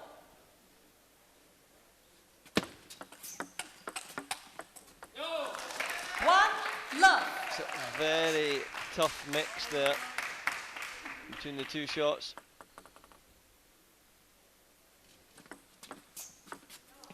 Love 2. Szocs just hesitant there. Not too sure what's on the serve. Didn't want to take too many chances. 1, 2.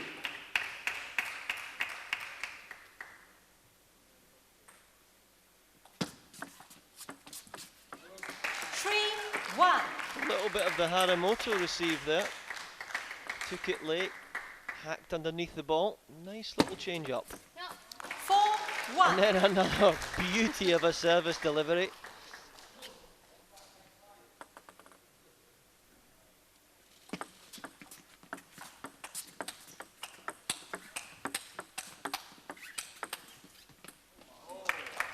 I would have liked to have seen that shot landed on the table. Look how close it was as well.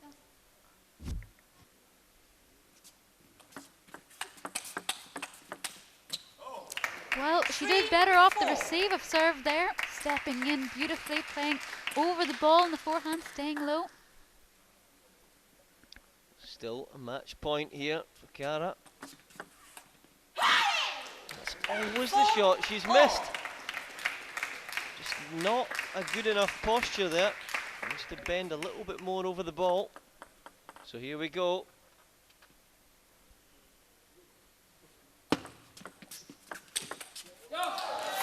Wow, what a win for the young 13-year-old talent.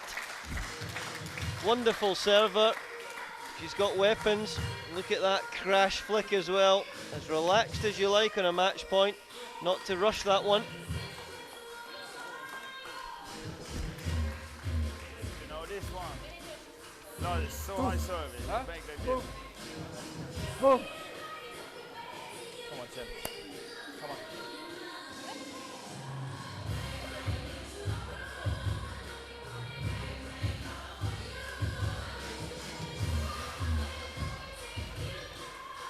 The match highlights here. Very evident how many times Miyu was able to rip that backhand for a winner.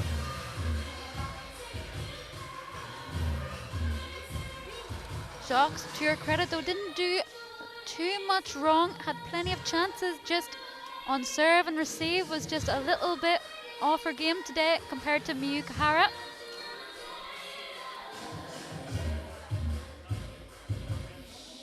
Couple of intriguing stats there as well.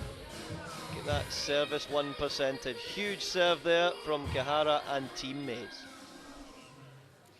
So Miyuki Hara brought in 4 very crucial points for Team Maze. Alongside me, team captain Michael Mace.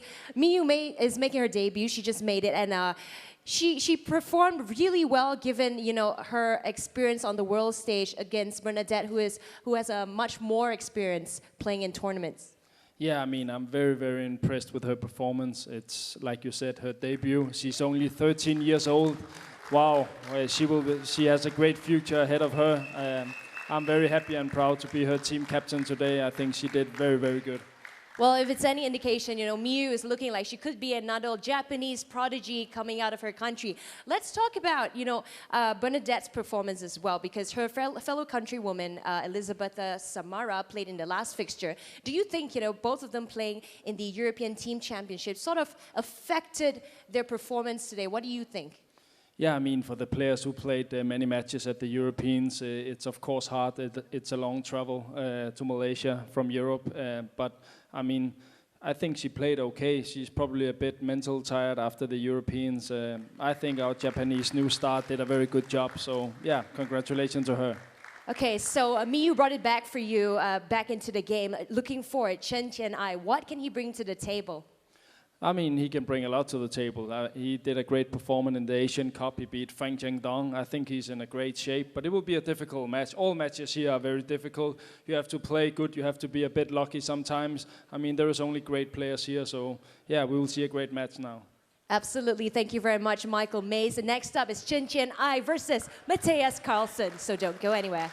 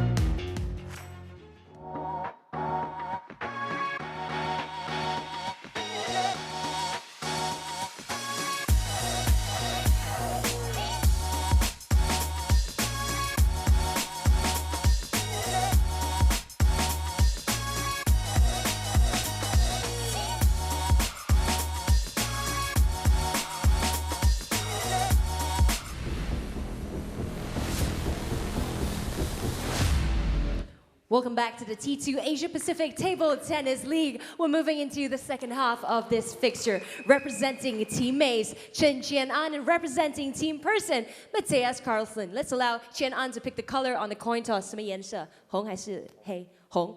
Red color is Chien-An's pick. Is it going to be red? Well, it is black. So Mattias, which side would you like to serve from?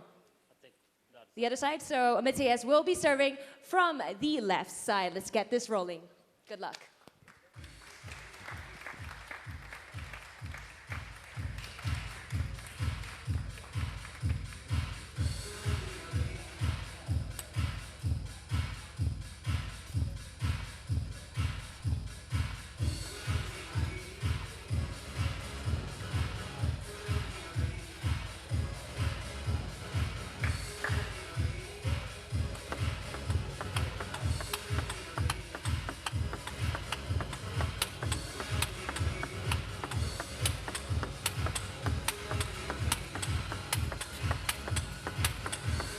Here we are, back in the picture again with another exciting men's match. Chien-An of Chinese Taipei, playing well at the moment, beaten Fan Zhendong in recent weeks, world number 2. So he's in very, very decent form indeed. And we have the flat hitting Mattias Karlsson. Look out for that short pimples on his forehand. The way that he's able to just thump that ball, hit through anything, any spin. He's progressed nicely. And again, the smiling Winnie Che.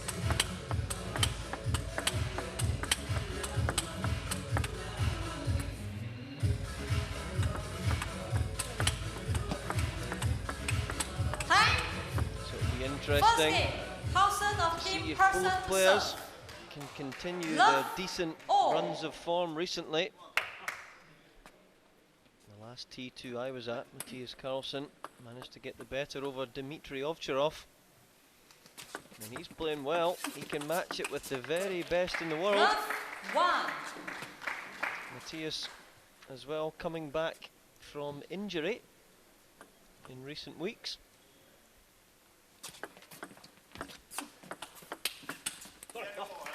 One all.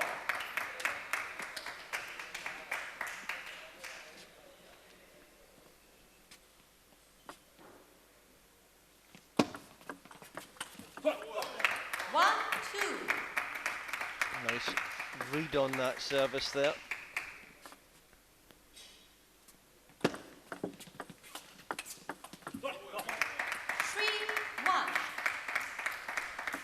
Both players playing a very simple game. Decent round the net. Both looking to get some big shots in. 4-1.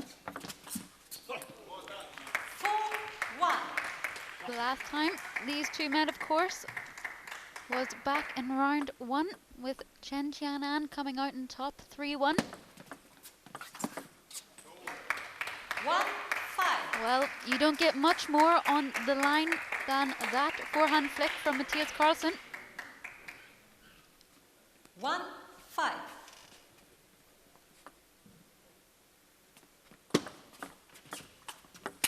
1-6.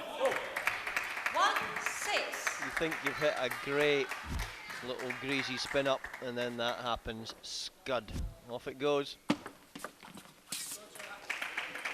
6-2. Of course, just like his teammate, Mattias Karlsson will have needed to adjust to the surroundings and the ball. He was also playing at the European Team Championships for Team Sweden, who narrowly lost out to Slovenia 3-2 in the quarter-final stages.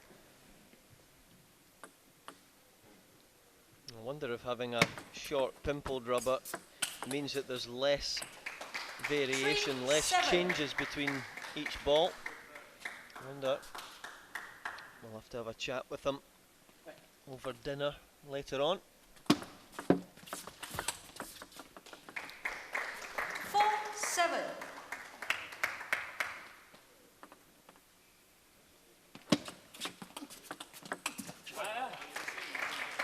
7-5.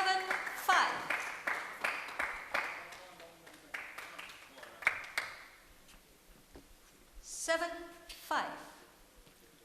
2 points up for Mattias Karlsson, but not much difference in the early exchanges between these two players. 7-6. It's always a serve to look out for, the Mattias Karlsson reverse chop serve. It's one of the best out there.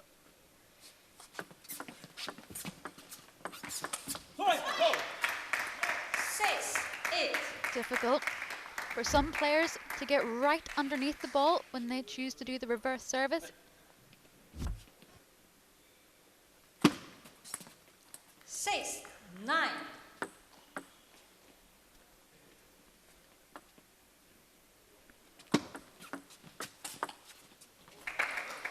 thought that was a really good receive.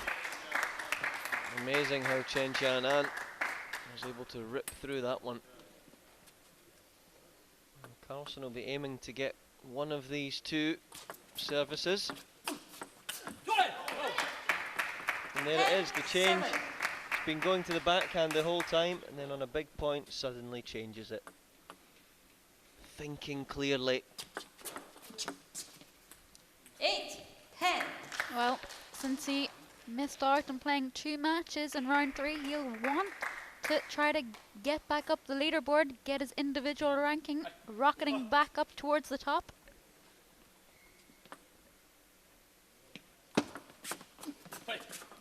Nine, 10. Wonder if that counts as an unforced error. It shouldn't. Such a fine line here for our statisticians. 11-9. First Away game it to goes. Karlsson of Team Oh, what a Persson. first set for Mattias Karlsson, the big Swede. Rips away that backhand on the diagonal. As we see so often. Sen din End of the serve. set, thinks Och clearly. en lång också mot där, så han inte bara står vänster. Gör nog lite mer Talking with över, another med Swede. ostskruv också. Second game. Chen to serve. Love all. So 30 seconds have elapsed. And we're straight back to the table again. Let. Love all. Let. Love all. 1 love. Lovely little serve there, cutting underneath the ball from Chien-An. 1 all. Just shows how ugly you can spin the ball up. You could see as soon as he made contact with that, you thought, yeah, there's no way that anyone can reloop that. And it was right enough. Chien-An nowhere near the reloop.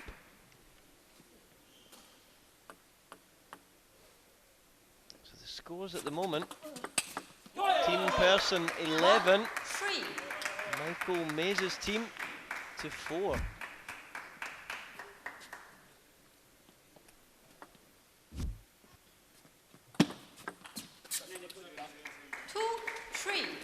Remember, all of this has a big bearing on what happens at the end of the season when we head into the big showdown, the grand finals that we'll see in December. Myself and Ashley might be there for that, you never know. We'll soon see. 5-2. Well, it's all to play for with 2 more rounds to go after round 4. And if Mays suffer a heavy defeat here, it could bring them within touching distance for the rest of the teams. It's Team Rossi that have been propping up the rear, haven't they, since week 1. 3-6. But they have managed to get back into contention a little bit. Well, in round 3 they had a wonderful win against Team Mays. 7-3. Just unable to make any headway against Team JJ or Team Persson yet, but they have yet to play Team Persson in this round and Team Mays. Let's. I'm sure Jorg Roskopf is going to whip their team 7-3. into shape.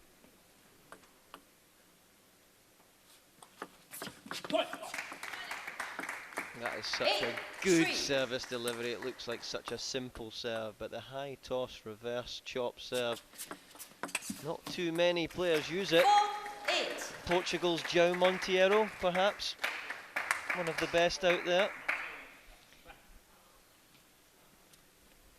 4-8.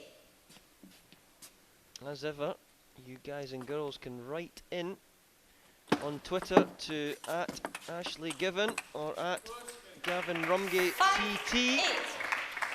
Fire us some questions, anything table tennis related, and we will try our best to answer them. That was absolutely put away from Mattias Karlsson. Feel like Chen was in control the whole way through that point, right up until that moment. Little change of direction from the Karlsson racket.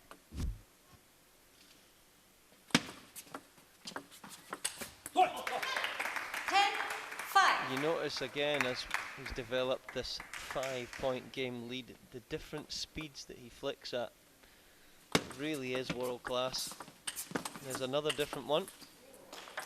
6-10.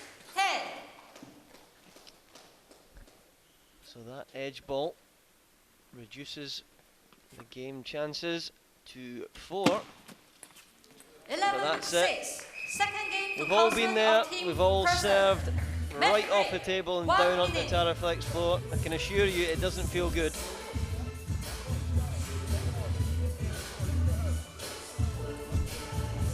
Det är lite med spinnen där. Du ser, du får en stor felprocent. Sen är det bra när du såg att han går runt. Han vill ju runt, han vill ju inte spela backhand. Och får du den föset ner också. Han har inte vad han ska göra. Nej, då. Och vad samma bra gång när du bara ska. Just try. Legs. Good old Maze there, giving a few important instructions, and that's needed for Chien-An at the moment. Maze talked earlier about the struggles of these players travelling from Europe, from the European Championships, having to adjust to the different ball. Well, there's no signs of that from Mattias Karlsson so far. He is playing extremely well. Hopefully he's lifted as well by that little Justin Timberlake song that's on. So here we go, we're back. 1 love.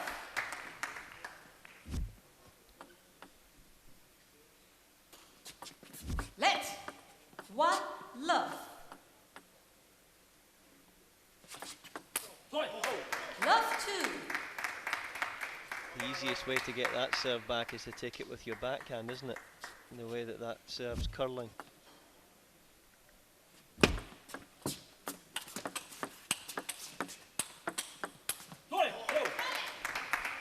Karlsson just happy to sit in the rally in that point, holding the ball, making Chen do all of the work.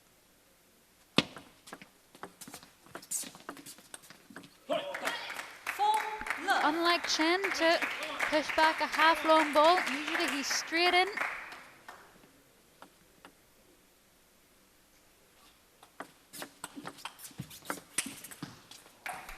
Sometimes for players, when you come back off having a huge win like Chen has, sometimes it's just hard to adjust again. And it's arguably that Fan Sendong's one of the best wins that you can have in the world currently. Wow. Love 6. He rose like a salmon out of fresh water and almost drowned. I don't know what happened there. Look at that, jumped too early. Love 6. He's gonna be reliving that one in his dreams tonight.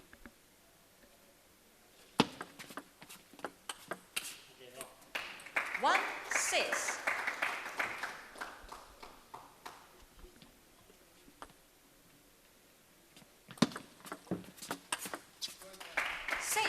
Much better from Chen. Need to see more of this. Looking to attack the half-long balls.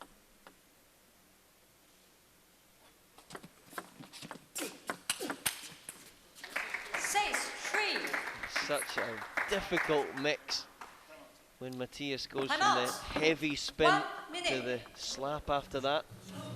A quick little timeout is being used now though. Returen, ja men returen, den var ganska snäll där, du såg att han gick ganska tidigt där. När du skär den backen kan du sticka ut i något på foran också, så titta lite hur han rör sig. Det är lite där, du var inte riktigt noga, då är det, då blir det med. Och då är han ju där, Timberlake evening. Får han lite på fel va? Men det är maybe that's the problem for Chien-An. Lite där va. Du är för jävla noga för han drar ju Steinbett och nu sitter de och sådär va. Det var jättebra i starten, den här variationen, samma den långa serven. Alltså glöm inte det, måste vara jävligt noga hela tiden. Ja, för att så fort, ja, för han sätter ju också bollar, det får du ta va. Men alltså hela tiden kolla hur han rör. 6-3.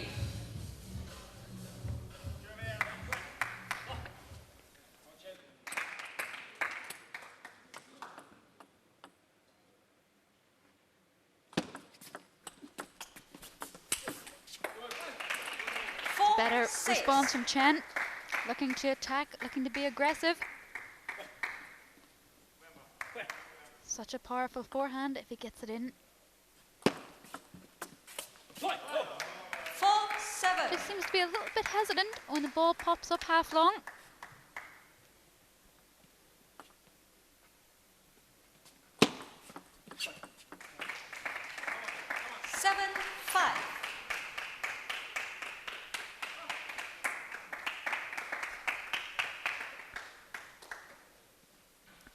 7-5. Big point in this match now. Here we go.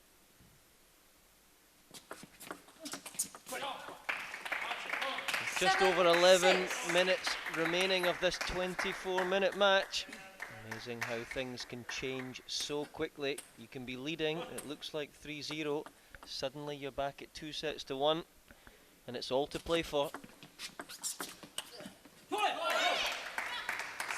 This is ugly as it gets. Very, very clever, flat, splodgy flick. Got to learn all these shots when you're playing at the top level of the game. 7-8. Nothing between these two players in this set. 8-7 to Mattias Karlsson. Chen on service. 8-all. Lovely change of pace from Chen, choosing to play the ball a little bit slower. So Mattias Karlsson doesn't have the speed to work with. Can he continue this run of points? 9-8. He certainly can. Credit to Karlsson, changing up the service, going long to the forehand of Chen. Not many players would opt to do that. High risk, but a paid off. 8-10.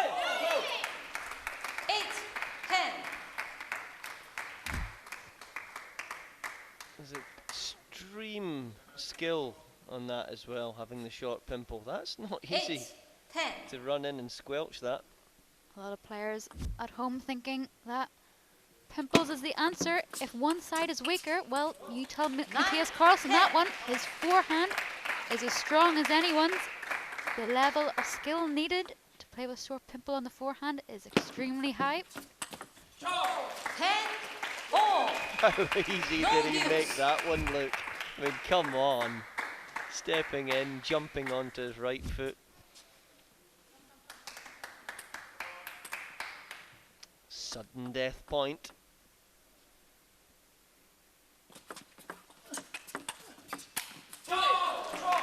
Out of nowhere, Chien-An managed to steal the third set, and this is what we were talking about. It felt important at 7-5 when he didn't win those services. And let's remember, it was Mattias Karlsson who had the advantage of calling the timeout in that set. Didn't quite pay off. Chen, of course, still has his timeout to use from Team Maze's camp. Much better concentration now. Come on. It's good. Players. Very good fight. Come on. Fourth game. Chen to serve. Love all. So here we are, ladies and gentlemen. Nicely poised. 2-1 in favour of the big Swede. How in table tennis things can change so quickly. 1-all. First couple of sets, he was almost flawless in receive of serve. Now he's just dumped a few in the last set. 2-1. Well, he's made no mistake there, though. As clean as you like, ladies and gentlemen. Full rotation, getting a really deep angle. 2-all. Beautiful timing there, wasn't it, though, between forehand and then onto the early backhand.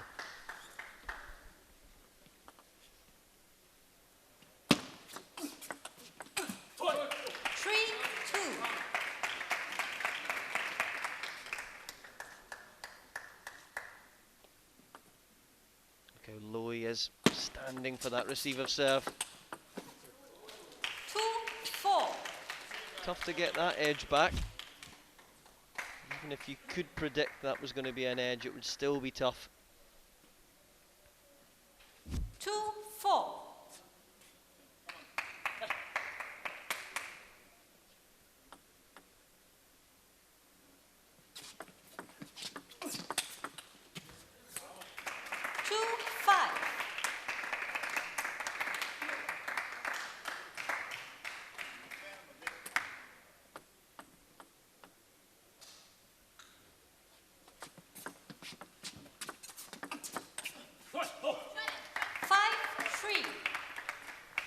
Mattias closing the gap slightly.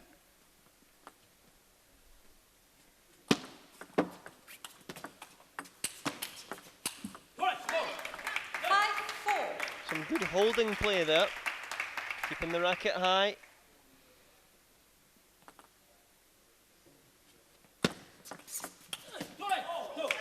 Lovely backhand off the bounce from Mattias Karlsson.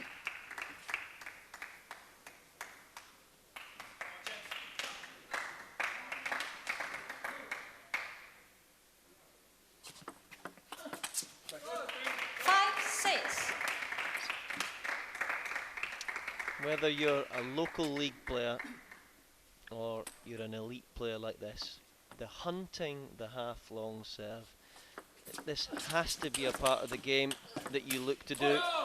7-5.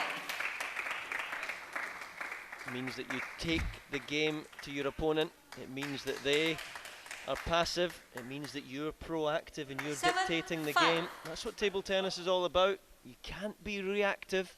You've got to be proactive. 7-6. There's not much you could do though when someone gets the Samsonov dead net. I'm sure he'll explain to us later how he does that. 6-8. Mattias still trailing by 2 points in this fourth set. Just 5 minutes to go. Let's 6-8. For those of you just stepping in now, maybe you've been out for dinner 7-8. or whatever you've been doing. It's exciting here in the T2 cavern. I wonder if any of you have noticed as well that at 10-all it's sudden death and that play is a lot quicker than it normally is on the World Tour. Oh, this is wonderful. The rallies are quick, and it's really quick in between points as well, having a maximum of 15 seconds between. Sorry. 8-all. For all of you there, the benefit of the replay, you can see Mattias Karlsson jumping off the ground in that last forehand smash. 9-8.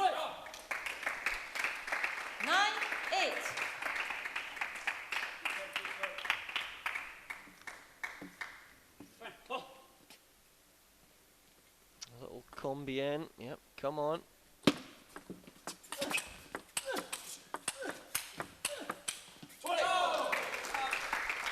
Chen being really clever there, playing into the middle of the table, forcing Karlsson to choose which side he was playing with.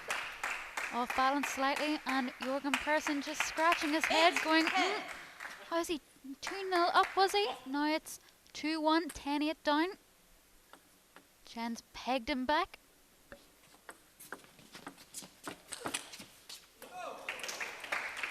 And hats off.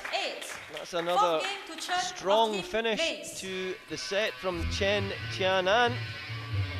And that's bound to be a much happier Michael Mays.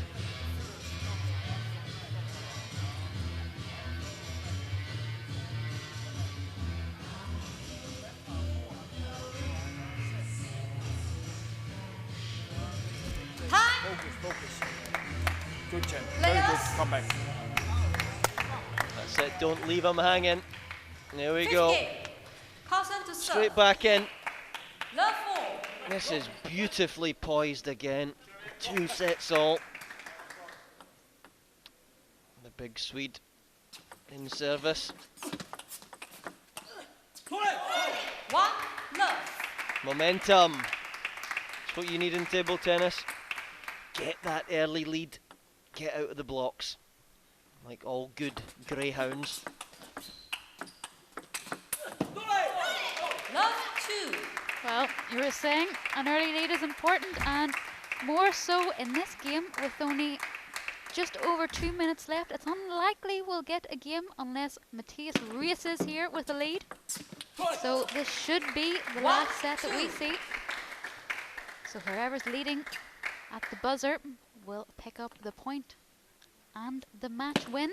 And of course that elusive $1,000 bonus. Oh, $1,000 for a match. Wow. I wouldn't be able to serve on the table. Be so nervous. Well, here we go.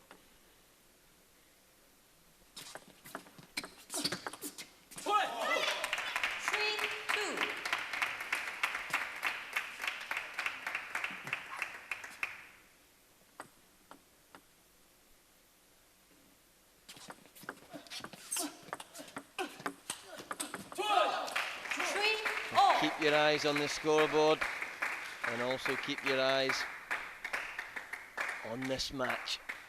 What a cracker we have. This is going right down to the wire, as we expected.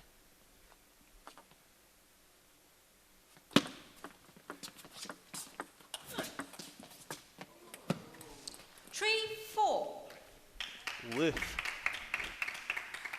That was as dribbly as you get.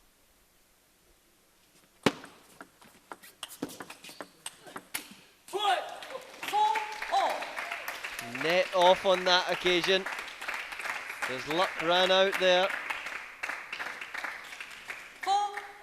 30 seconds. We perhaps have 2 or 3 points remaining.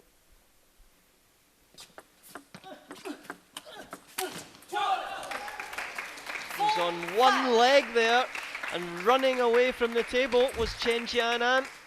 Look at this, way out of screen. Grovelled the ball back though.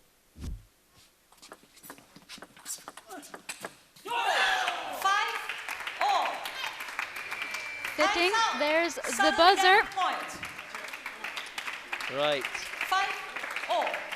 So at home, ladies and gents, what serve would you choose here? Would it be the tomahawk? Would it be the chipped in backhand serve? Let's see what Chen decides. What was that? Heavy chop inside? Pendulum serve? What a fabulous choice that was.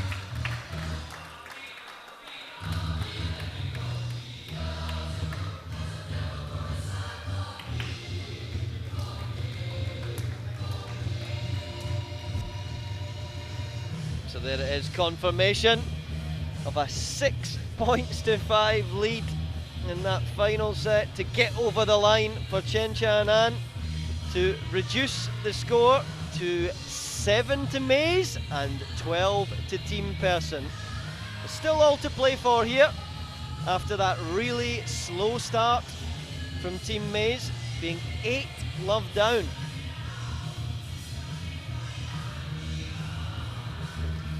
Got a feel for Mattias Karlsson though. He's just headed out of the cavern. A little bit of time to think. He was 2 games to 0. But you can never count out a player like Chen. Experience starting to kick in.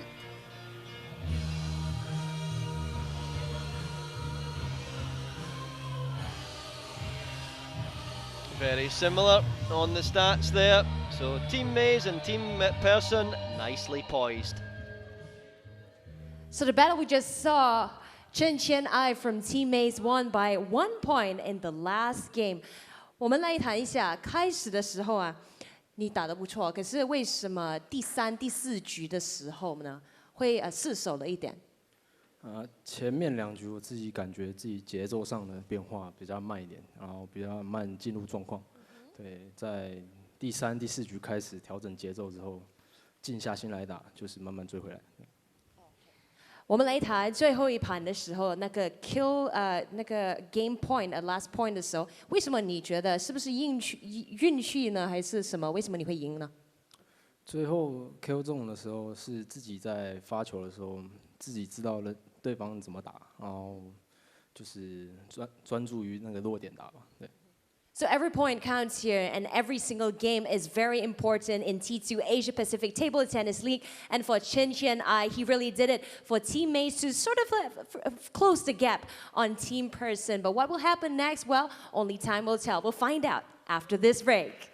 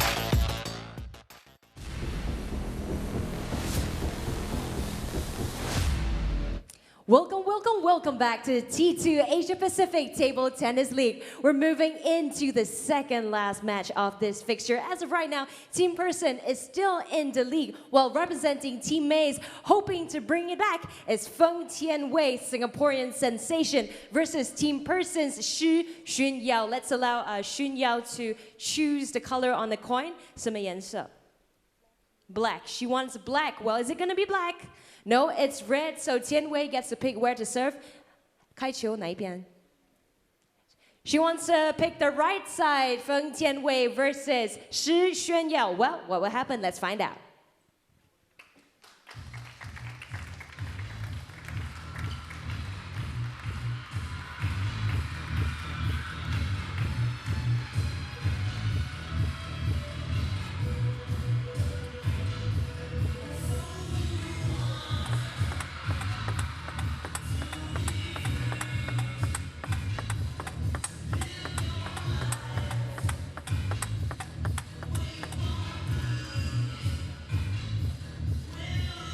So another one of the women's matches, our final women's match of the day, Feng Tianwei against Shi Xuanyao.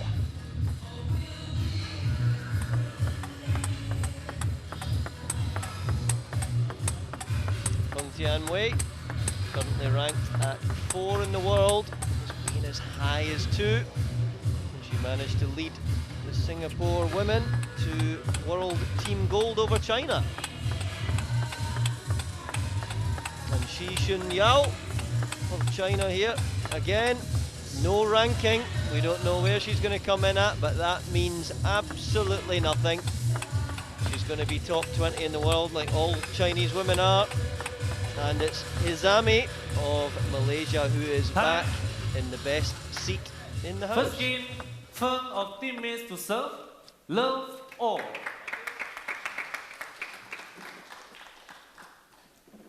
It's going to be interesting here to see what Shi Xuanyao has to offer, as all of the Chinese women who are near the elite Chinese national team, they really are some awesome players. Great skill, great power on the ball. All really playing at a top 10 to 20 in the world level. It's always nice to see top athletes like Feng Tianwei playing new players. Usually in the women's game, when you're a top athlete and you're seeded for events, you play the similar players again and again. So this will be a new challenge for her. 3-1.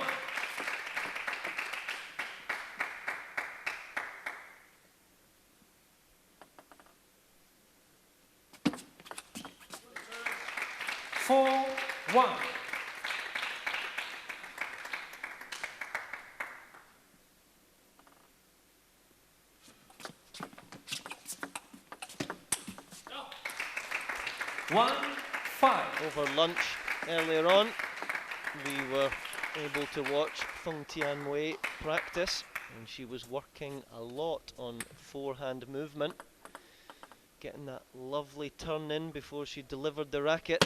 And she was looking smooth and she was looking sharp, and obviously up for the big challenge that lies in front of her today.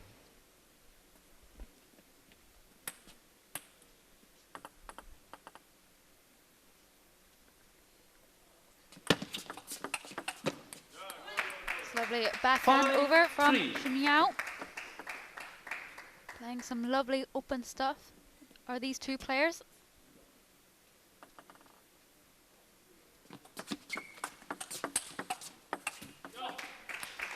Good movement there from wide forehand back into the backhand. And what's key there is to keep the racket out in front of you.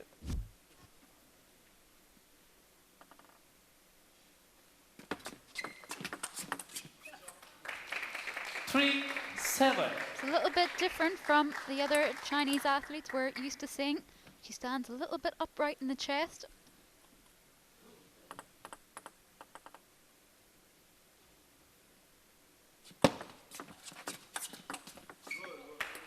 Good depth on that first ball.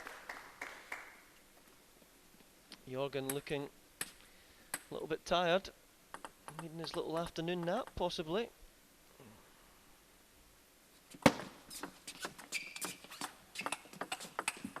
Well, just like the players here, the coaches have been working hard over the past few days in the gym, in the training hall, putting themselves through the paces.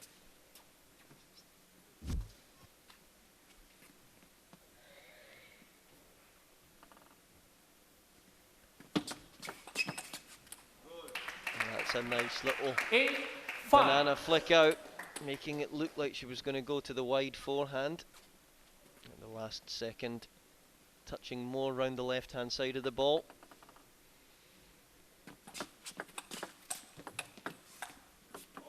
That was a cracker of a return. And she did well just to get her racket in the way of that one and put it back over the net one more time.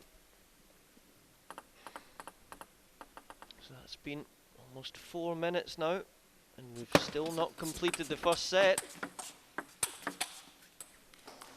Not one of the quickest sets we've had.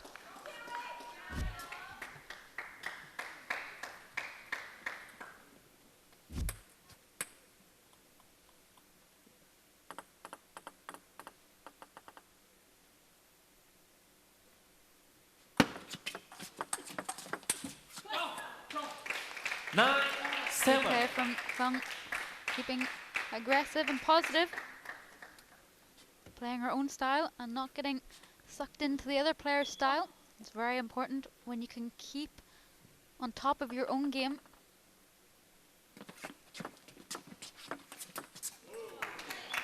Not much she can do there though. Chien-An playing a lovely down the line receive off her backhand.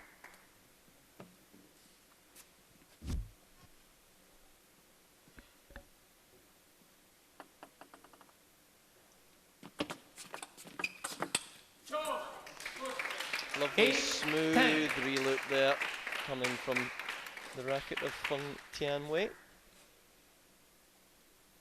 This will make it interesting if she can possibly win by 2 or 3 clear games. That puts Team Mays right back in this.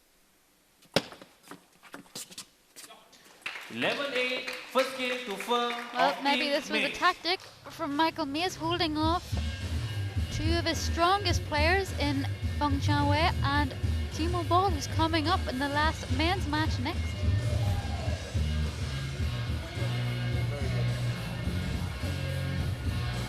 Time.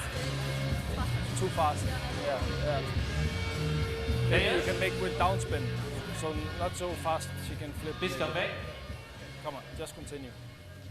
Second game. She of Team Persson to serve. Love all.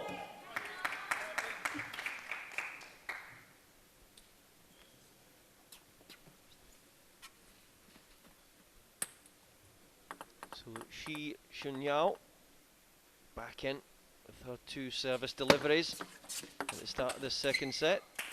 1 love. And Feng Tianwei will be looking to dictate this second set the same way she did in the first set. Playing a lot of really good, smooth reloops. 1 all. Important for both players to keep up the explosiveness in the legs, so that they're moving quickly left and right.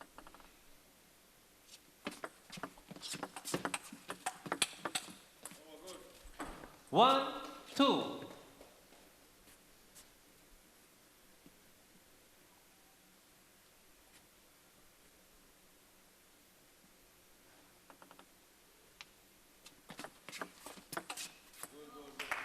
Three, 1. A little bit of the wrong technique there.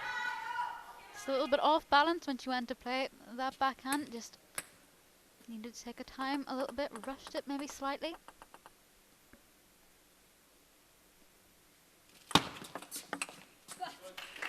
Three, 2. It's a better start though from she in this game.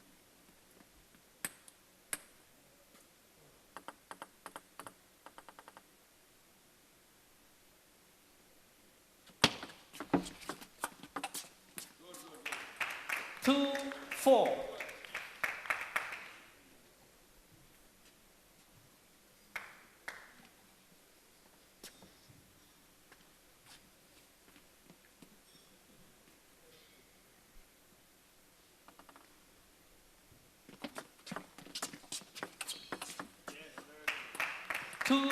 Better backhand topspin from the Team Persson camp.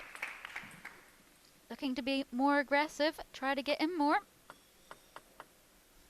Especially when you're playing a player like Feng Tianwei, who, if she finds herself in a rhythm, will get too comfortable.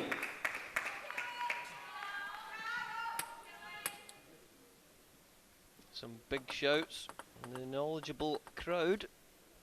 Just trying to lift the Chinese athlete. 6-3. Xiaoyuan just lifting out of that backhand slightly. Didn't go forward with her body.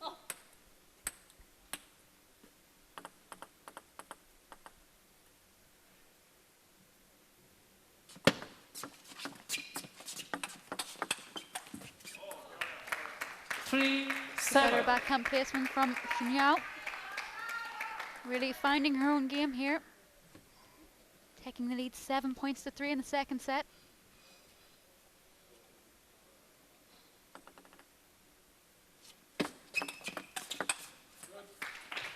Four, 7.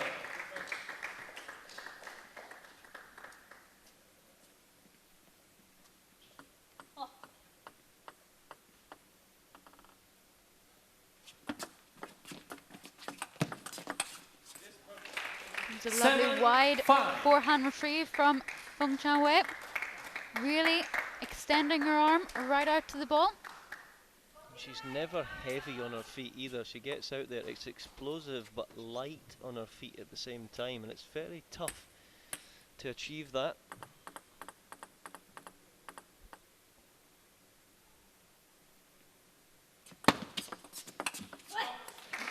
Seven, 6. Feng opting to play that backhand topspin a little bit higher. Very good. Every time you get Cool good as they quality, get, you can Michael miss some Mays. balls. This is very important. Passing on Fast. fountain of Controlling knowledge the game. that he's gained over his career. What a cracking player he turned out to be. It's good. You know World how to class as a junior and as a senior.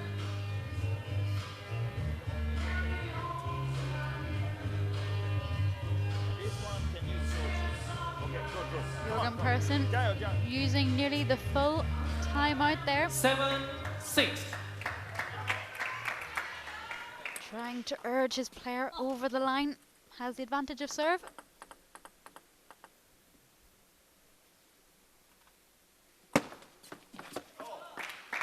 And it pays off. A 2-point cushion now. 8 points to 6.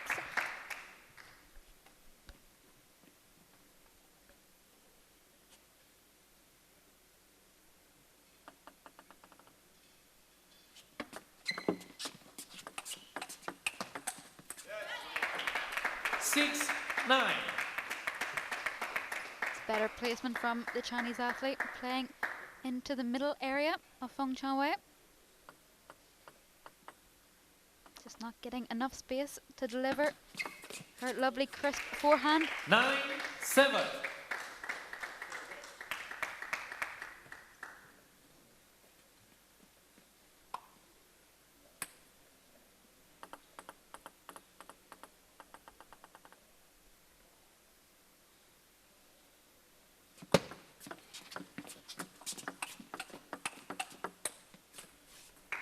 Did well to recover off the net there.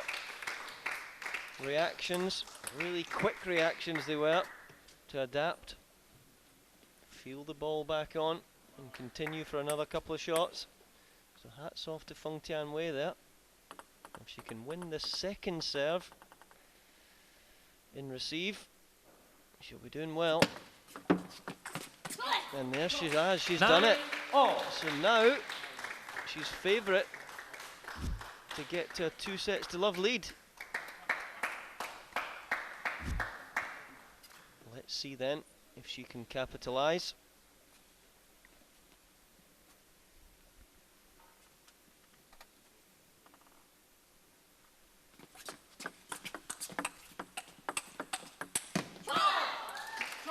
There she goes. 9. So 10-9. And that's been 7 minutes for this second set. Wow. That must be one of the longest recorded yet. Bear in mind, we're in our 4th week here at the T2 Asian Pacific. And there it is. Second game to Big Feng fist of Team of Mays. delight there. Match A high break, five 1 minute. from Michael It's very good Mays. when you find deep backhand. Gotta to think her. that's This the last two experience you kicking in don't from play. Feng Xiaowei. 9-6 down to win 11-9. Like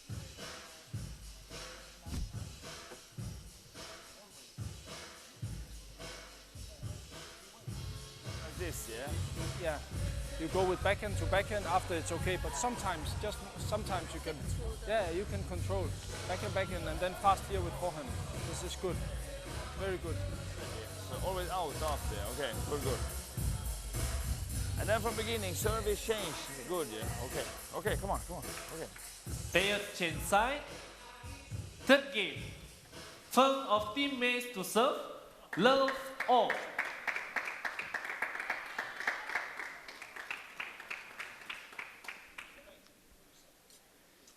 So 2 sets have been completed in this final women's match of today's session. And both players now move to the other side of the 1 love. Taraflex floor. So here we go.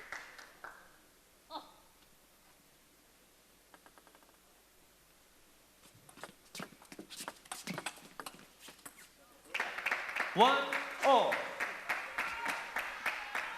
There's a lot of pressure on Chien-An at the minute. She's replacing, of course, world #1 Ding Ning, as well as Wang Mengyu. It's a big ask for the young athlete, especially when you come up against a top athlete like Feng Xiaowei.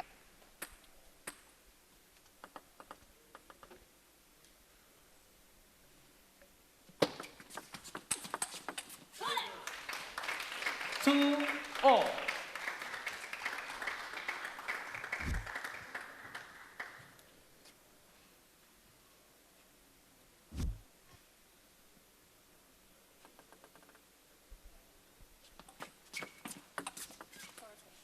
Three, two. Very quick apology there. It's good to see the sportsmanship. It's been evident for almost every player here over the last 4 weeks. 3 all.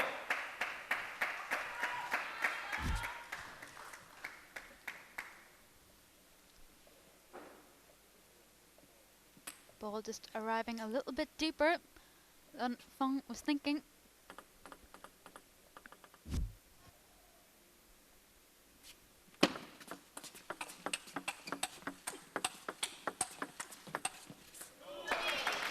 High class table tennis from both women there.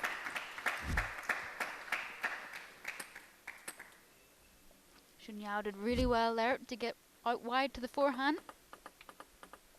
and put it back with the quality that she did.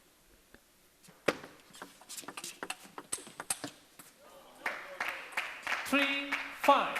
It's the reading of the play. When the match is progressing so quickly like that during a point, it's fast. It's really important to try and watch your opponent's bat angle, the direction that their wrist is in. From that, you may be able to gauge the direction of the next ball that's going to be coming towards you. Okay, sometimes they might contort their wrist at the last second and send you the other way, and you look foolish, but that's table tennis.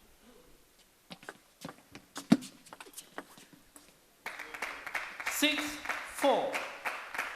Well, a man that does that extremely well is coming up next in Germany's Timo ball. Oh no, that name, Timo. Oh, gives me nightmares, that guy. An awesome player. Of course, you had the great honor of playing Timo ball in his home country at the World Championships this year, didn't you? Yeah, it was a shame I didn't play him in front of one man and his dog. Unfortunately, it was in front of 8,000 people. But anyway. 5-7. Xiaoyuan finding herself in the lead once again. Let's see if she can maintain it this time and sneak a set. Or will Feng Tianwei dig deep into her experience and take a third game? You always feel that this is us nearing the business end of the set. 6, when at least 7. 12 or 13 points is played, the next 3 or 4 points really hot up. Here we go. 7 minutes remaining of this final 24-minute match in the women's side. Before, as you said, Timo Ball steps up. 6. King Timo. Against Japanese #1 Jun Mitsutani. Should be a cracking match to end day 1 of round 4. Not a shabby player is Mizutani either. 9-6.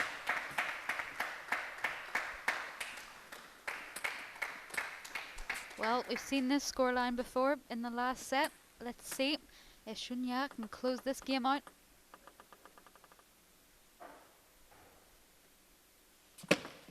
Let 9-6.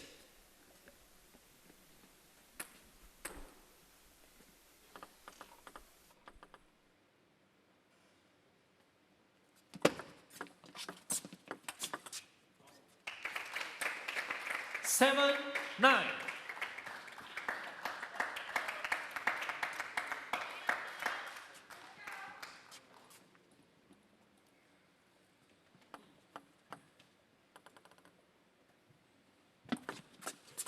What? 8, 9.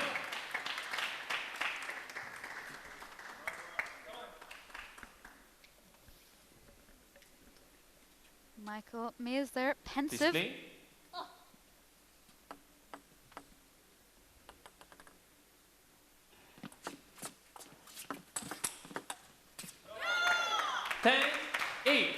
Xiaoyuan did really well there. Reaction really quick over the table using Feng Tianwei's power and speed against her. Now find yourself with 2 game points.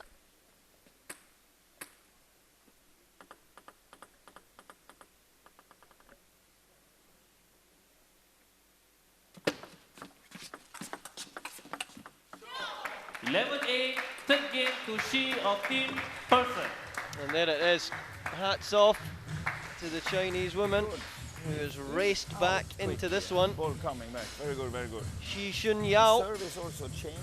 Yeah. She's got to be really happy with her performance there. Serving better, looking to attack a little bit more and dictate the play. That's what you need to do in table tennis at this level. Players, please come back. Confirmation of that 11-8 scoreline in game 3. And that's 30 seconds up. And the players are back at a canter to the table.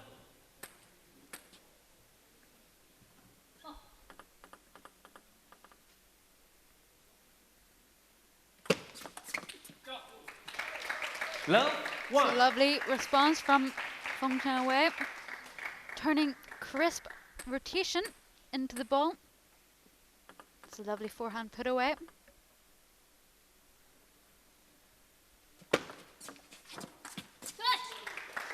Two love. 3.5 minutes left. This exciting match. And as I glance over to my left into the executive VIP seating, we see none other than Frank G, who has spearheaded this whole operation.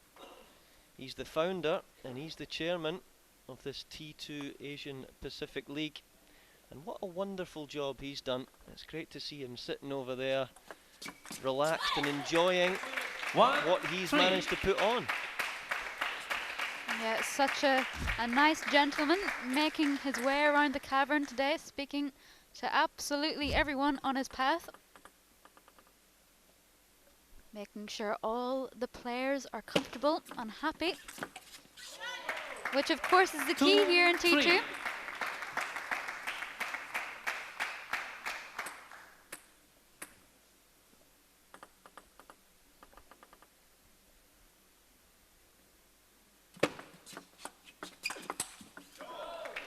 Another wonderful smooth reloop from the Xi racket. She's playing some better stuff now. You would think with just over 2 minutes to go, this is going to be the final set. So we're going to be a 3 sets to 1 or 2 all. Another fascinating tussle here that's developed in front of us. 4-3. Feng just adding a little bit more wrist through that backhand, creating a little bit more spin than Xiaoyuan was expecting, changing the rhythm of the point.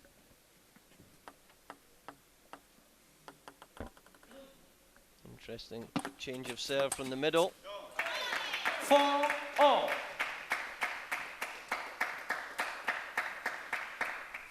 It's always good to give your opponent a slightly different look at a serve. Shifting your service position is quite a clever thing to do, really. 4-5. Just a little bit off balance as Xiaoyuan made contact with the ball.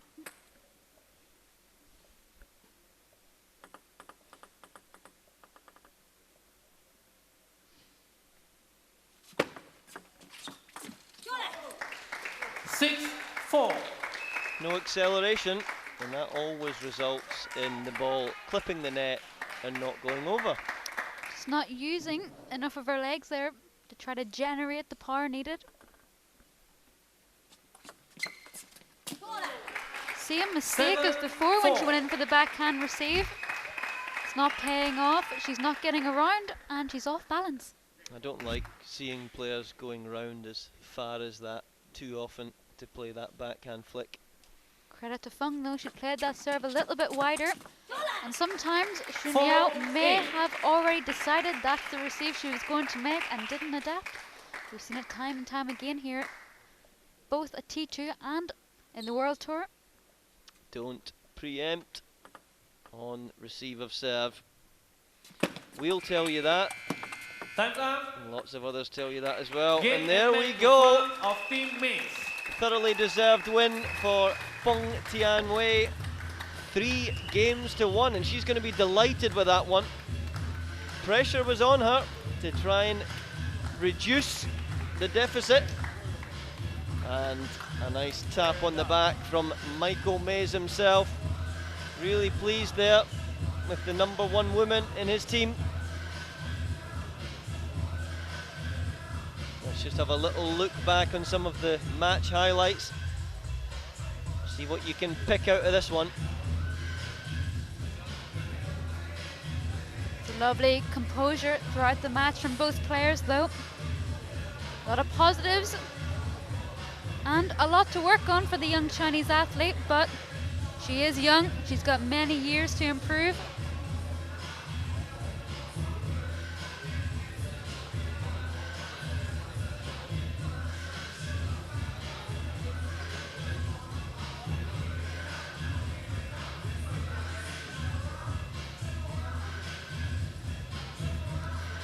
So it's Feng Tianwei. Wow, it looks like Does Team well. Mays really is getting back into the game. Feng Tianwei winning that battle there 3-1. Let's get her input on how she managed that. 我们来谈一下，开始的时候第一跟第二局你还打得不错，可是第3局为什么会失手呢？发生了什么事？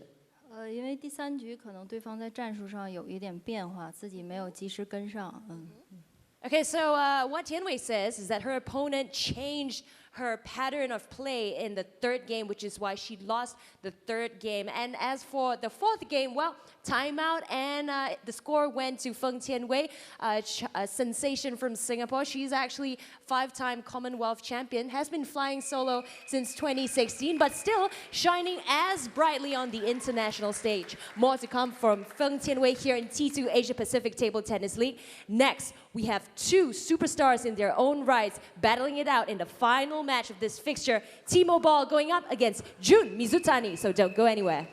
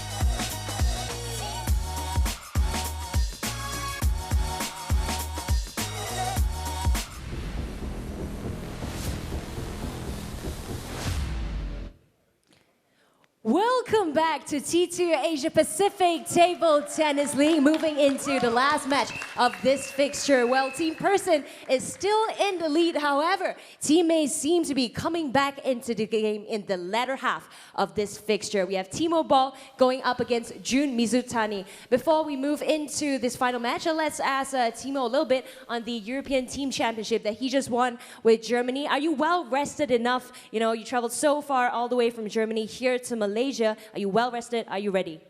I'm ready. I'm fresh. I have a strong opponent. He has a lot of support from Japan, but I have also a lot of fans. I think so. Absolutely, and it is promised to be a very exciting encounter between Olympic bronze medalist Jun Mizutani and former world #1 Timo Boll. So Timo, you get to pick the color on this coin toss. Black for you. Is it going to be black? Well, oh, it's red. So Jun, which side would you like to serve? This side or the other? Receive, please. Receive. Okay, you want to receive. All right, you want to receive from? This side. All right, Jun has taken his pick. Let's get this started.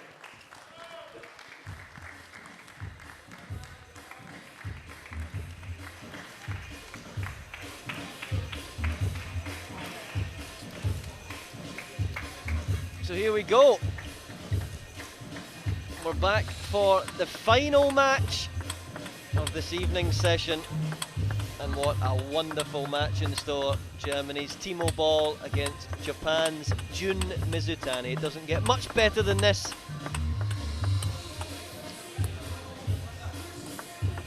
We zoom in here on the first of the lefties. Timo, current ranking of 8, and obviously has been as high as #1 in the world, which he has achieved 3 times in his career. So well done to him. Jun Mizutani in the red t-shirt. Highest ranking 4, currently ranked 6th in the world rankings.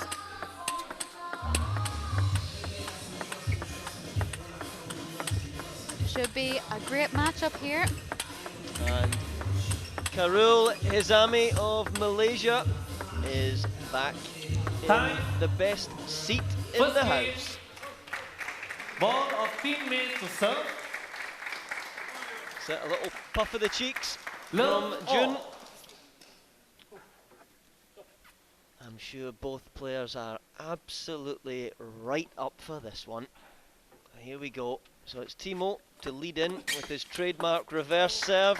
One love. Slightly fortunate And the ball grazing the top of the net there.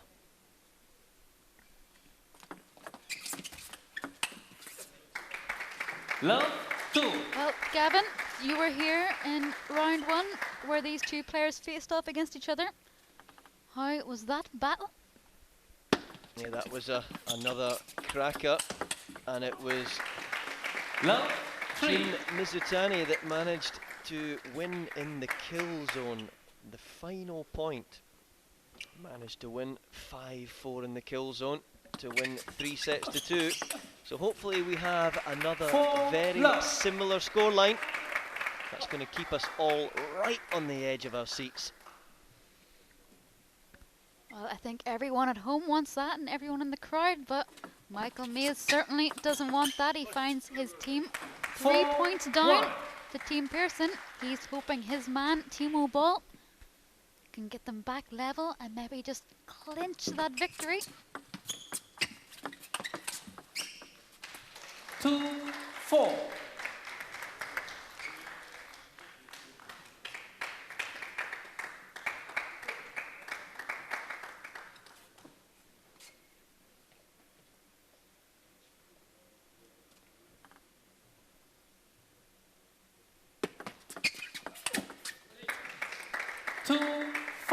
Noticed a lot of you guys at home commenting on social media, loving the Timo Ball bandana, and he did don it at the European Team Championships as well. You must think that it suits him and brings him good luck.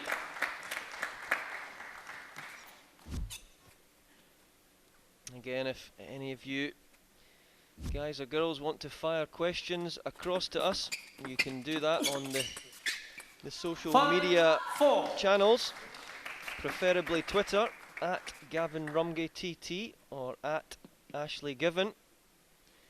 Fire us any of your interesting questions. Like already we'd spoken about, I played against Timo Ball and had the pleasure of playing against him. So, any questions you have possibly on that? What's it like to receive that reverse serve of his, or what's it like to get thumped 4-0? Just whatever questions you feel like asking us, well, fire away. 5-6.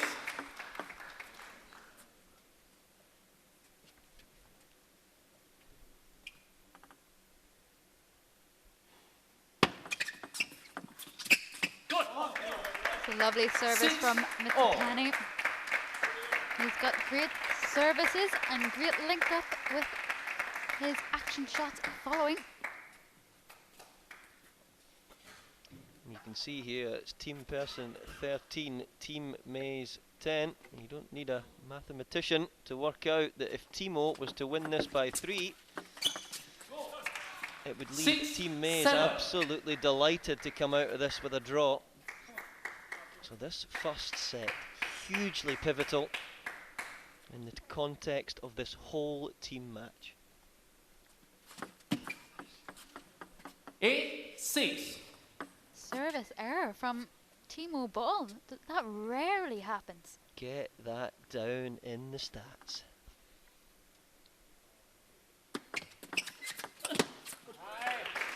And get that down in the stats as well. A third ball error from Jin Mizutani. What's going on here?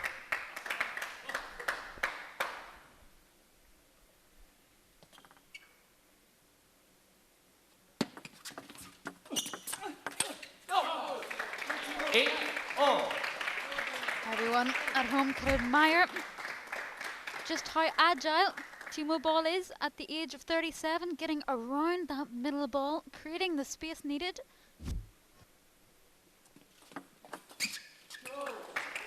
Well, he keeps improving. He's going to make a really good vet when he turns 40. He'll be favourite for the world vets, I'm sure. 2020. I'll allow you to tell him that one. How about that little double? Win the Tokyo Olympics and win the world vets in the same year. Has that ever happened? Michael Mays' head in his hands there. Please, please. Love to know what's going on inside that man's mind currently.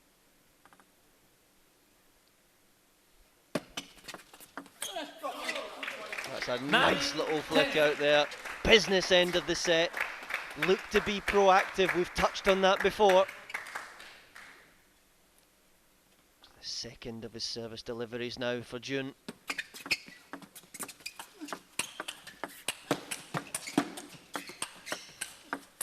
Oh, and it's hotting up in here. Wow, what an unbelievable point that was from both players. And it's Timo that managed to keep his composure there. And this long extended point, look at this, both players away from the table. And then that top edge hit the roof. Credit to both players there.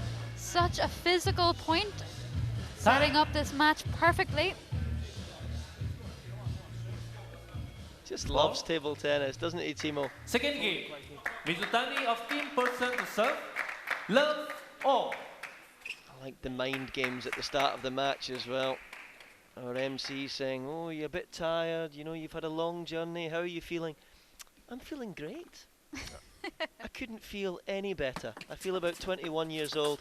The mind games had started from then for Timo. Well, Timo also reminding Mizutani that yes, he's had a lot of support in the VIP section, but he has a lot of support in the crowd here. So just reminding him that to a lot of the world, Timo will be favourite, the gentleman of the sport.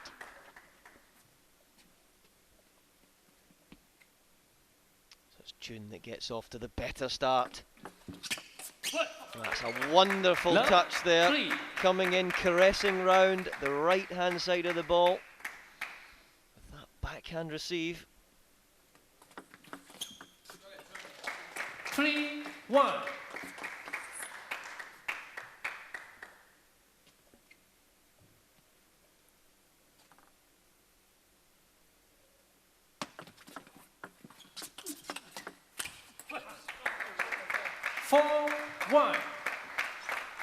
Not getting round far enough.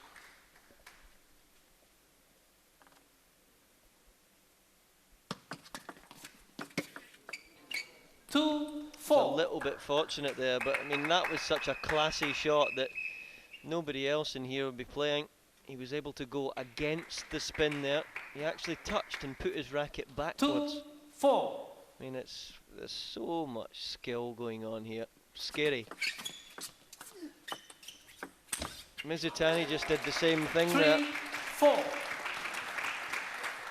He knew though, he played it a little bit too high. The amount of skill still there though, but didn't try for the next ball. Knew Timo was going to put it away.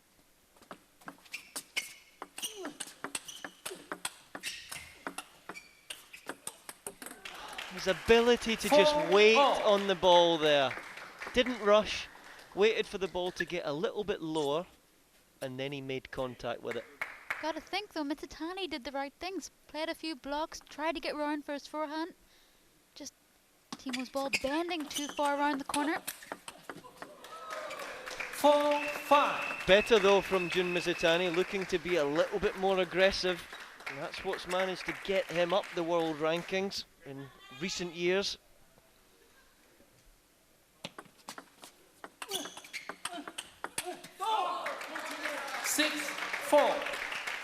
Mizutani just being pushed there to play a little bit quicker. Tried to put Timo under pressure, just rushed the forehand slightly. Made contact with the ball while he was still moving in the air.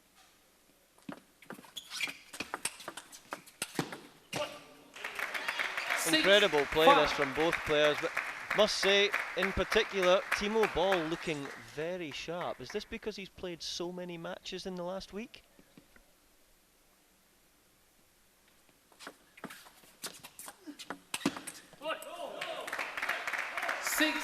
Oh.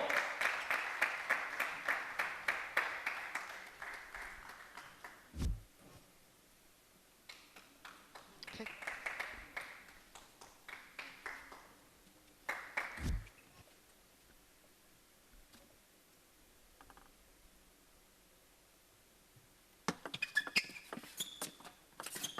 Good. 7-6. Clever opening up backhand from the Mizutani racket.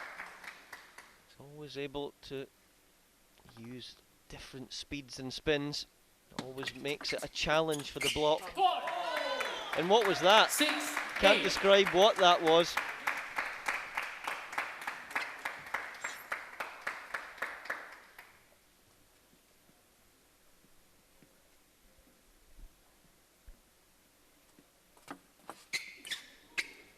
Seven, 8. Wow, was that a thick edge?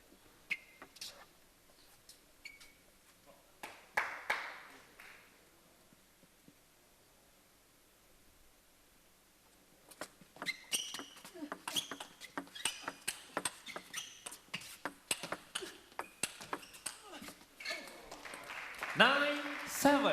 Couldn't quite get in front of the ball there, could he? It's always just a little bit behind him.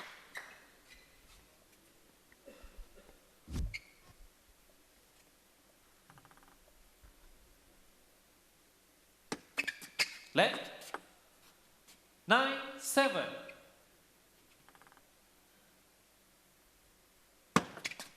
Left. 9, 7.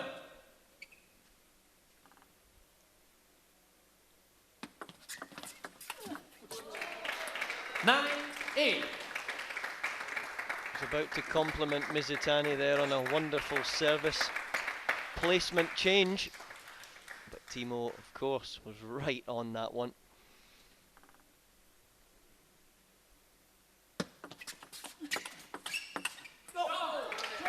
Nine, all. So again, out of nowhere, it's Timo Boll of Germany that's favourite to steal the second set and keep Team Mays right in with a chance.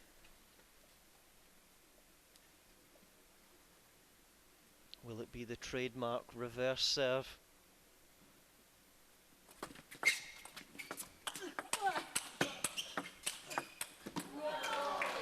Ten, 9.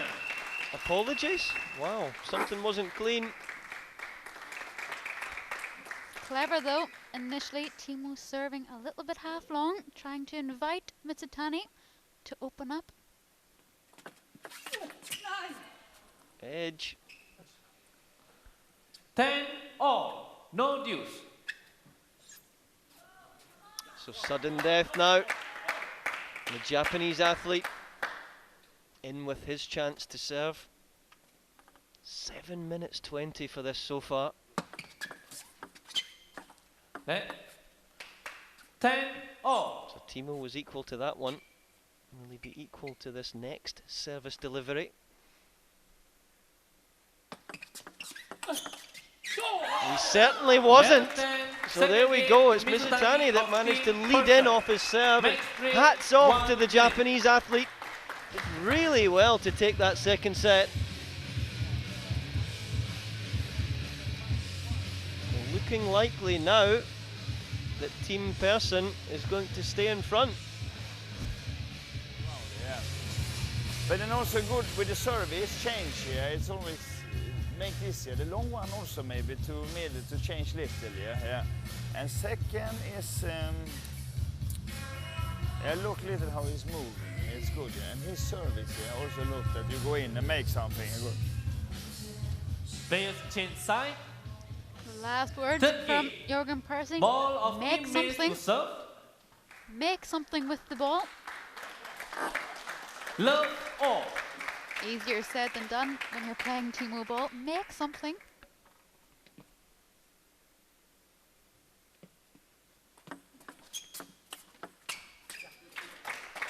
One, it's tough to make those reloops. Time and time again, he invites you to make it. He's just got that little bit more rotation than other players. And from the women's side of the game earlier today, it was Sweden's Matilda Ekholm that was getting a lot of success out of her spins as well. So hats off to her earlier in the day. 1, 2.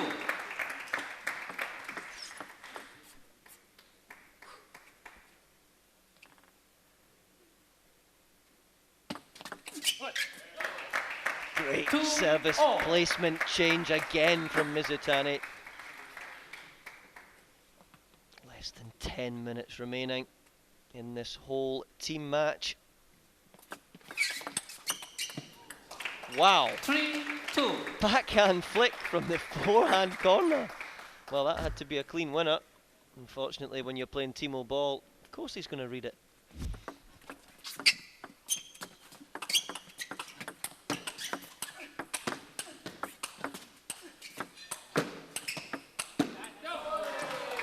It wasn't clean, was it? I've never seen so many forehand variations in one single point. The Japanese player throwing everything at Timo ball. It's always been a trademark in Jun Mizutani's game. His ability to do that, and it got him some unbelievable success at junior level, winning the World Championships in front of a lot of the top Chinese players. He then took that a step further to reach the top 10, and then now the top 5 in the men's game. 4-all.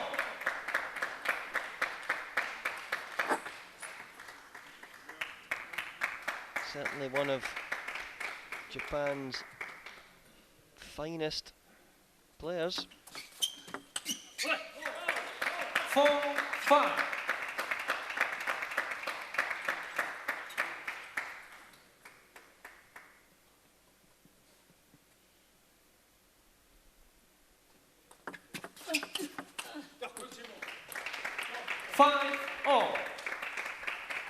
Michael Mays voicing his appreciation there, saying good Timo. And I think the whole Team Mays bench appreciated that service as well. 5-6. Must be interesting for Michael Mays here, being 36 years old and Timo being 37. It's just interesting to see how each individual career develops. These boys are making me feel so young. Left. 5-6.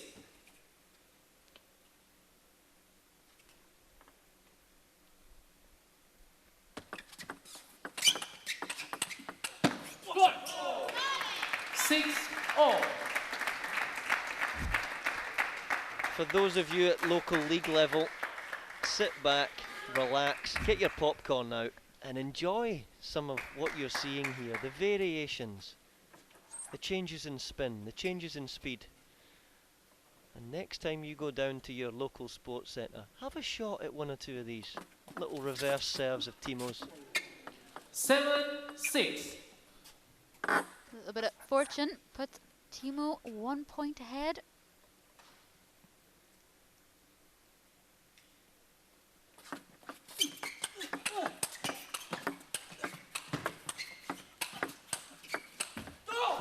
It's high level here in the cavern, isn't it?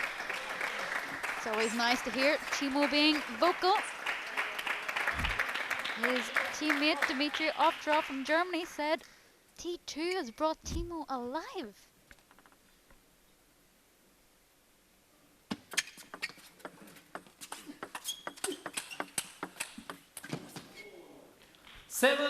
And again, that rally had everything, and it finished off with a splodgy net.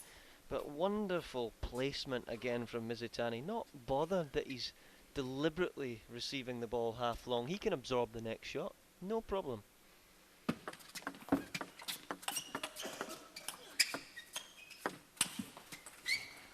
It was a lovely flick to begin that point from Mizutani, throwing his neck to the other side, trying to create a little bit of deception. Head off, though he finds himself back 8 apiece in this third game. Interesting. 1 minute. Timo may be slightly unsure on what serve to deliver there, so he thought, yeah, okay, I'm not so clear. Let's go back to Mays and let's have a little chat.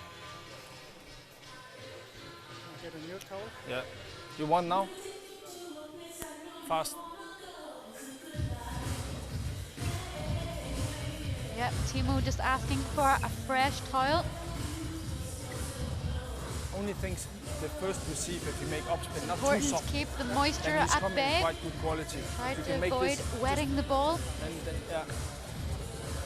Otherwise, those of you thinking that, well, Michael Mays is looking very trim, very solid there. Well, he was in the gym earlier on and he was lifting some serious weight.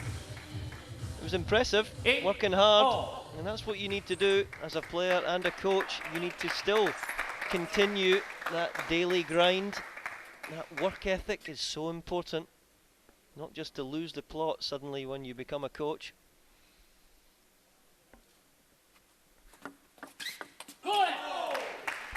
Of course, these coaches, though, at the top level of their game, are still competing right in the Legends Tour. And it was Jörg Roskopf who won this year's tour. Hats off to him. Leg 8-9. That's a sharp spot there from the umpire. Go! 9-all. So here we go then. Jun Mizutani. His 2 serves. And he is now slight favourite here.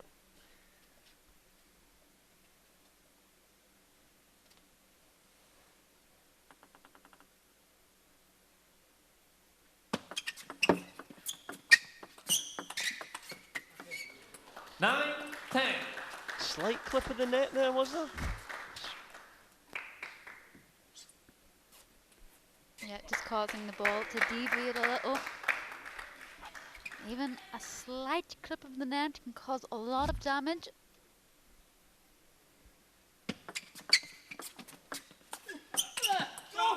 It's difficult to keep making those reloops. It's a grease ball of a spin up. Even when it's right on the racket, it says, come on then, have a go. And if it's no spin, off spin, you can have a little shot at that reloop. I know you're not going to make that at the business end. Look. Well, for all those players out there complaining that this ball has 0 spin, you guys just watch Timo Ball absolutely grease the ball up. Mizutani of Team Persson to serve. If you're talented enough, you can get this ball to rotate and deviate in the air and kick and jump all over the place. So here we go. Jun Mizutani back in service. The start of the 4th. Leg, love, all.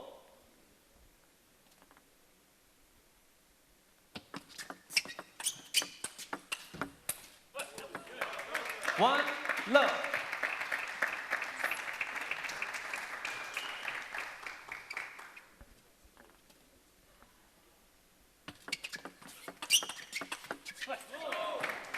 Love, 2.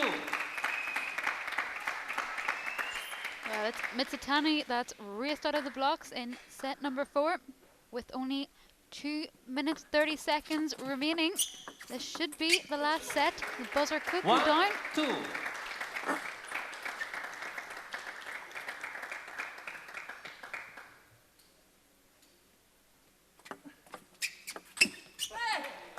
He's missed 2 or 3 of those crash flicks. Just not able to exert enough force on impact. It's a different tactic from Timo than we're used to seeing. Usually he's happy enough to touch around the net, keep the ball in play, keep it short. But maybe he feels against Mizutani that isn't a good tactic, as he can get in with a lovely little banana flick we've seen him do.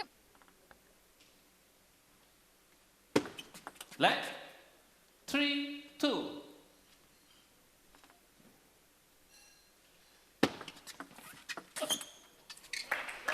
That's how to crash flick, Timo. Wonder how much Mizutani would charge him for a little lesson in crash flicking.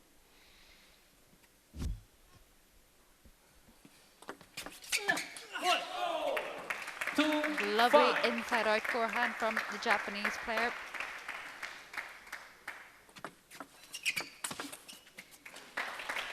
Well, Mizutani, if you can hit the ball hard, I can hit it harder. What a reply from Timo Ball.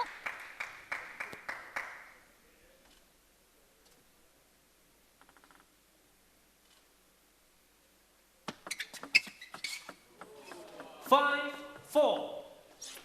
Better being lucky than good. Or both.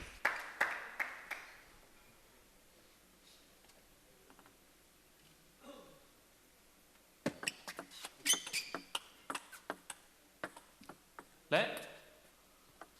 Both players agreeing that was a let serve. A lot of mutual respect there going on.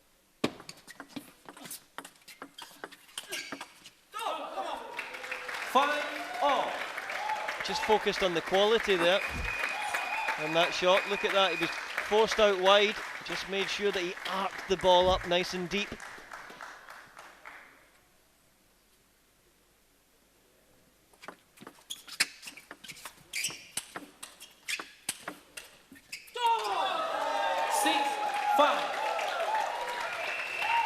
And there it is! Wow, it's Timo Ball that comes through. 3 sets to 1 thriller. Both players playing really well there. High fives all round. But I think it was the fact that Timo Ball had played so many matches over the last week. He was match sharp. He was seeing the ball very well. Look at that last point to finish. In first. Attacking with strength and poise and penetration, and that ultimately resulted in a 3-1 scoreline for Timo Ball, but it's Team Mays that goes down 14-13 to Team Persson. There's going to be lots of match highlights for us all now. So sit back and watch some of these before we come back and watch some more high octane fueled stuff tomorrow.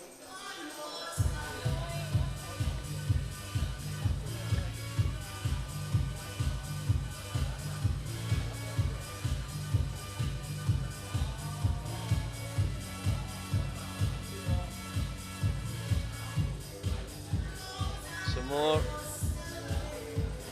viewing of the Timo Ball reverse serve, which really worked well for him, and a few interesting stats. It's been a pleasure to see you. From me, Gavin Rumgay and Ashley Given, we will see you tomorrow. The German Timo Ball winning that match 3-1 for his team, Team Mays.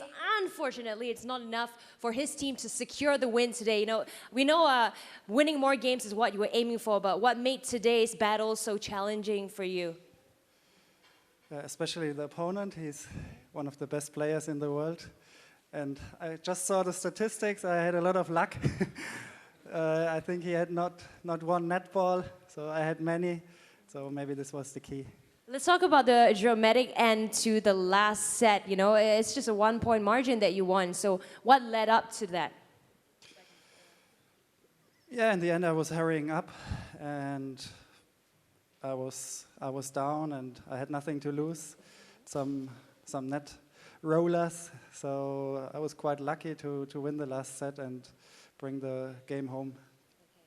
Timo Ball from Team Mays winning the last battle of this fixture. Joined by me is actually the winning team captain, Jürgen Persson, who won this fixture right now by only 1-point margin. Wow, it was such a tough fight. Your team started so strongly, and then what do you think happened in your opinion? No, but we know we started good, but they are leading. Yeah, they have all good players, so we knew we have to stay and play good all the time. Yeah, they showed that they are a very good team, but we are happy to win the game. So we know that T2 Asia Pacific is all about the games won, which is why your team takes it home today. Let's look ahead at the next fixture, which will happen tomorrow. You know, what is your game planning? You give us a little bit of what we can look forward to, just a little bit. A little bit. The game plan is to have a nice rest now tonight and enjoy the victory. We will celebrate tonight that we beat Team Mays. Big celebration. Please invite me to this big celebration, Jürgen. Well, Jürgen Persson for Team Persson winning today's battle 14-13. So let's take a look at how the cookie crumbled in this fixture. So this is how the story went. Team Persson started strongly with their first 2 players, Sutasini Sawitabut and Ju Se-Hyuk, winning by a 4-love margin. And then Team Mays came back via Miyuki Hara, which made her debut, won another match, and Feng Tianwei as well. And then Timo Ball from Team Mays brought it back, but then couldn't bring the victory to his team. Then again, the men's leaderboard, Timo Ball is now leading, still leading, followed by Vladimir Samsonov. The bottom half needing to play catch up. These players, remember, the top 4 teams will be vying for the championship in the women's category. As for women's, top 4, Shi Xunyao, Liu Fei, Bernadette, Szocs, and i-ching. Bottom 6, these female players need to play catch up, but there's still 3 rounds to go after this one. So anything can happen here at T2 APAC. Looking at the team standing, well, Team Maze is still at the top even after this loss, but it's only 1 point margin. Team Persson seems to be catching up right now at the second spot. Top 2 teams get to play in the final of T2 APAC. This is the result for day 1 of round 4. We have Team Persson winning by a 1 point margin. Before them, Team JJ secured a victory against Team Rossi. Let's take a look at the fixture we can look forward to tomorrow. Team Persson will be going up against Team JJ. As for Team Rossi, well, his opponent is Michael Maze's team. So there you have it. This is day 1 of round 4 of T2 Asia Pacific Table Tennis League. The only league in the world where all the fans that we have invited can get up close and personal with all the table tennis superstars we have here at Pinewood Iskandar. My name is Junyoung. It's been such a pleasure to be with you. And for sure, I'll see you again tomorrow. Bye-bye.